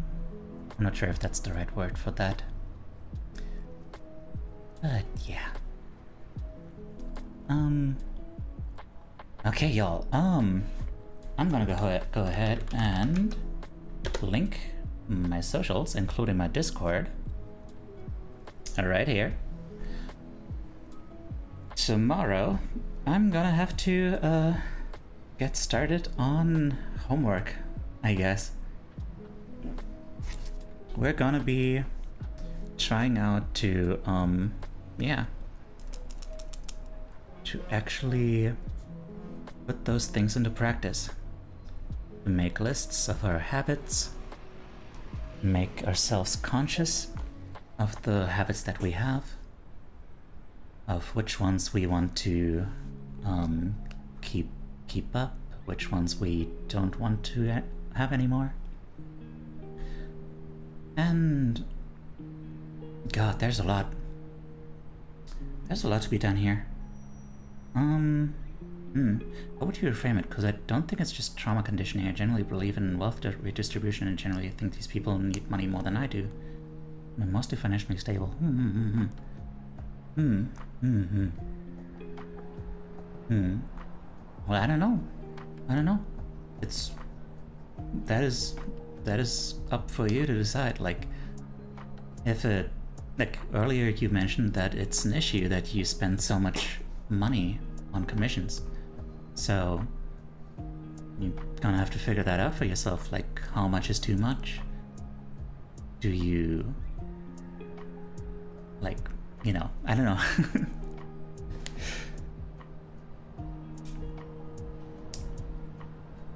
Like, it's one of those things that's like really hard to navigate because like for example, I always feel like I should be giving money to like homeless people I see on the street, and I was like, okay, I gave something to this person, and then like a few feet further in there's like another one, and I was like, oh god, I can't keep giving money to all of them.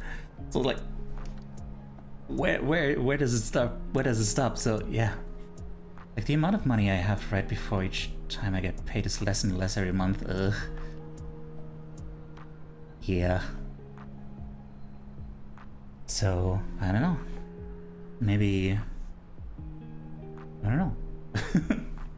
Maybe just keep a tally of how much you spend and maybe just keep track of that. See if maybe you're overdoing it. Like, you could budget it. Like, set aside a certain amount of money to go into commissions each month. Try not to go past that.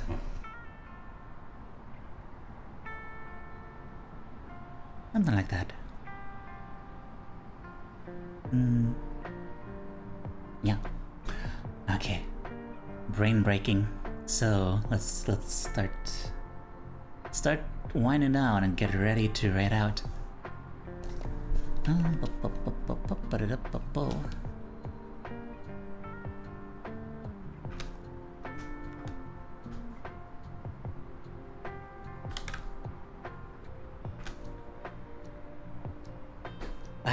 Thank you for stream, Teiyu. It was very educational. You too. My fingers got lost on the keyboard. I see. I thought you were doing it funny. It was very educational. Okay, I'm glad you thought so. Yeah, man. Ooh. So, yeah. Again, everyone. Tomorrow, homework. There's the self-improvement channel on our Discord. And we're gonna be doing the stuff. We're gonna be doing the stuff. Yeah. There's a bunch of stuff. I don't know, I feel like we should start small. I'll lay out the coming steps ahead of time, but we'll do it one step at a time. Like, first of all, just start by noting our habits and all that. Yeah.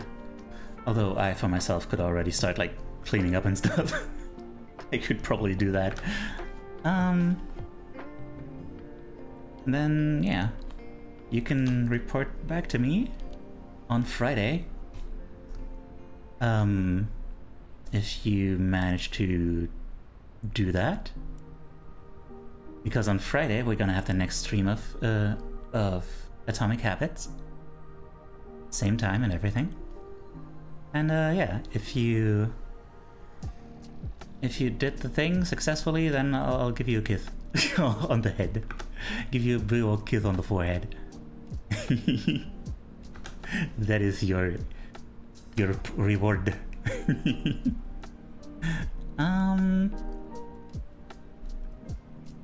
Okay, whom's do we raid?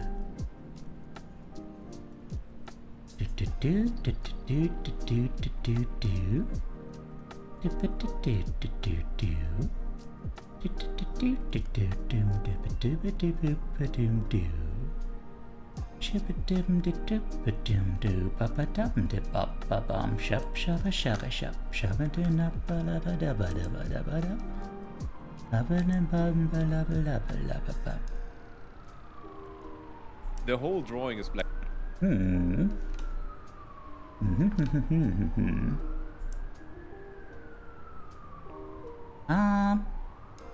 Oh, Tepanya again, but I know I already read it all last week. So, on the other hand, I don't know. I think it makes sense. Let's go. Let's trade Tepanya again.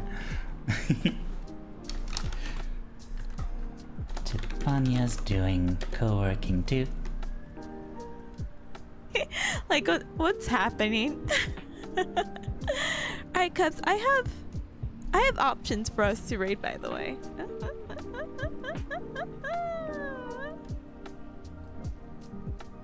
Man, I wish my eyebrows were that good. Alright.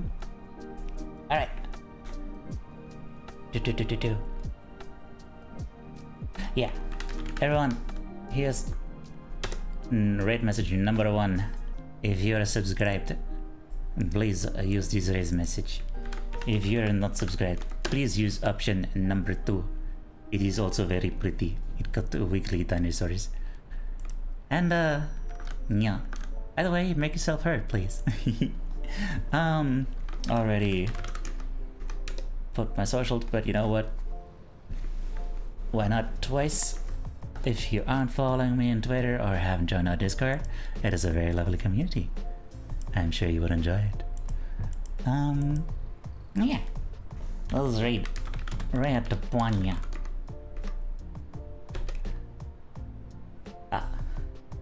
We encountered an unexpected error while creating the raid. You don't say. What? Whoops, sorry, didn't mean to hit you. What does that mean? Okay. Fair enough. I guess it works now. Alright, y'all. Tepanya. Co-working. And, yeah. Yeah. As I said, we're gonna be doing more of this on Friday, same time. In 2 days, same time, we're gonna be playing more, what was the name? Signalis. Which, that's gonna be exciting. Because, you know, it's funny, like, we beat the game, like, it showed the credits and everything, but I don't know. I feel like maybe let's just keep playing it and see what happens. Yeah. Let's see what happens, huh? Alright then. Yeah, I'm looking forward to putting all this stuff into action and seeing what we can do with our lives. Let's take action and like be the masters of our environments and stuff. Sounds good to me. Alright, y'all. Take care and remember that you're loved. Bye.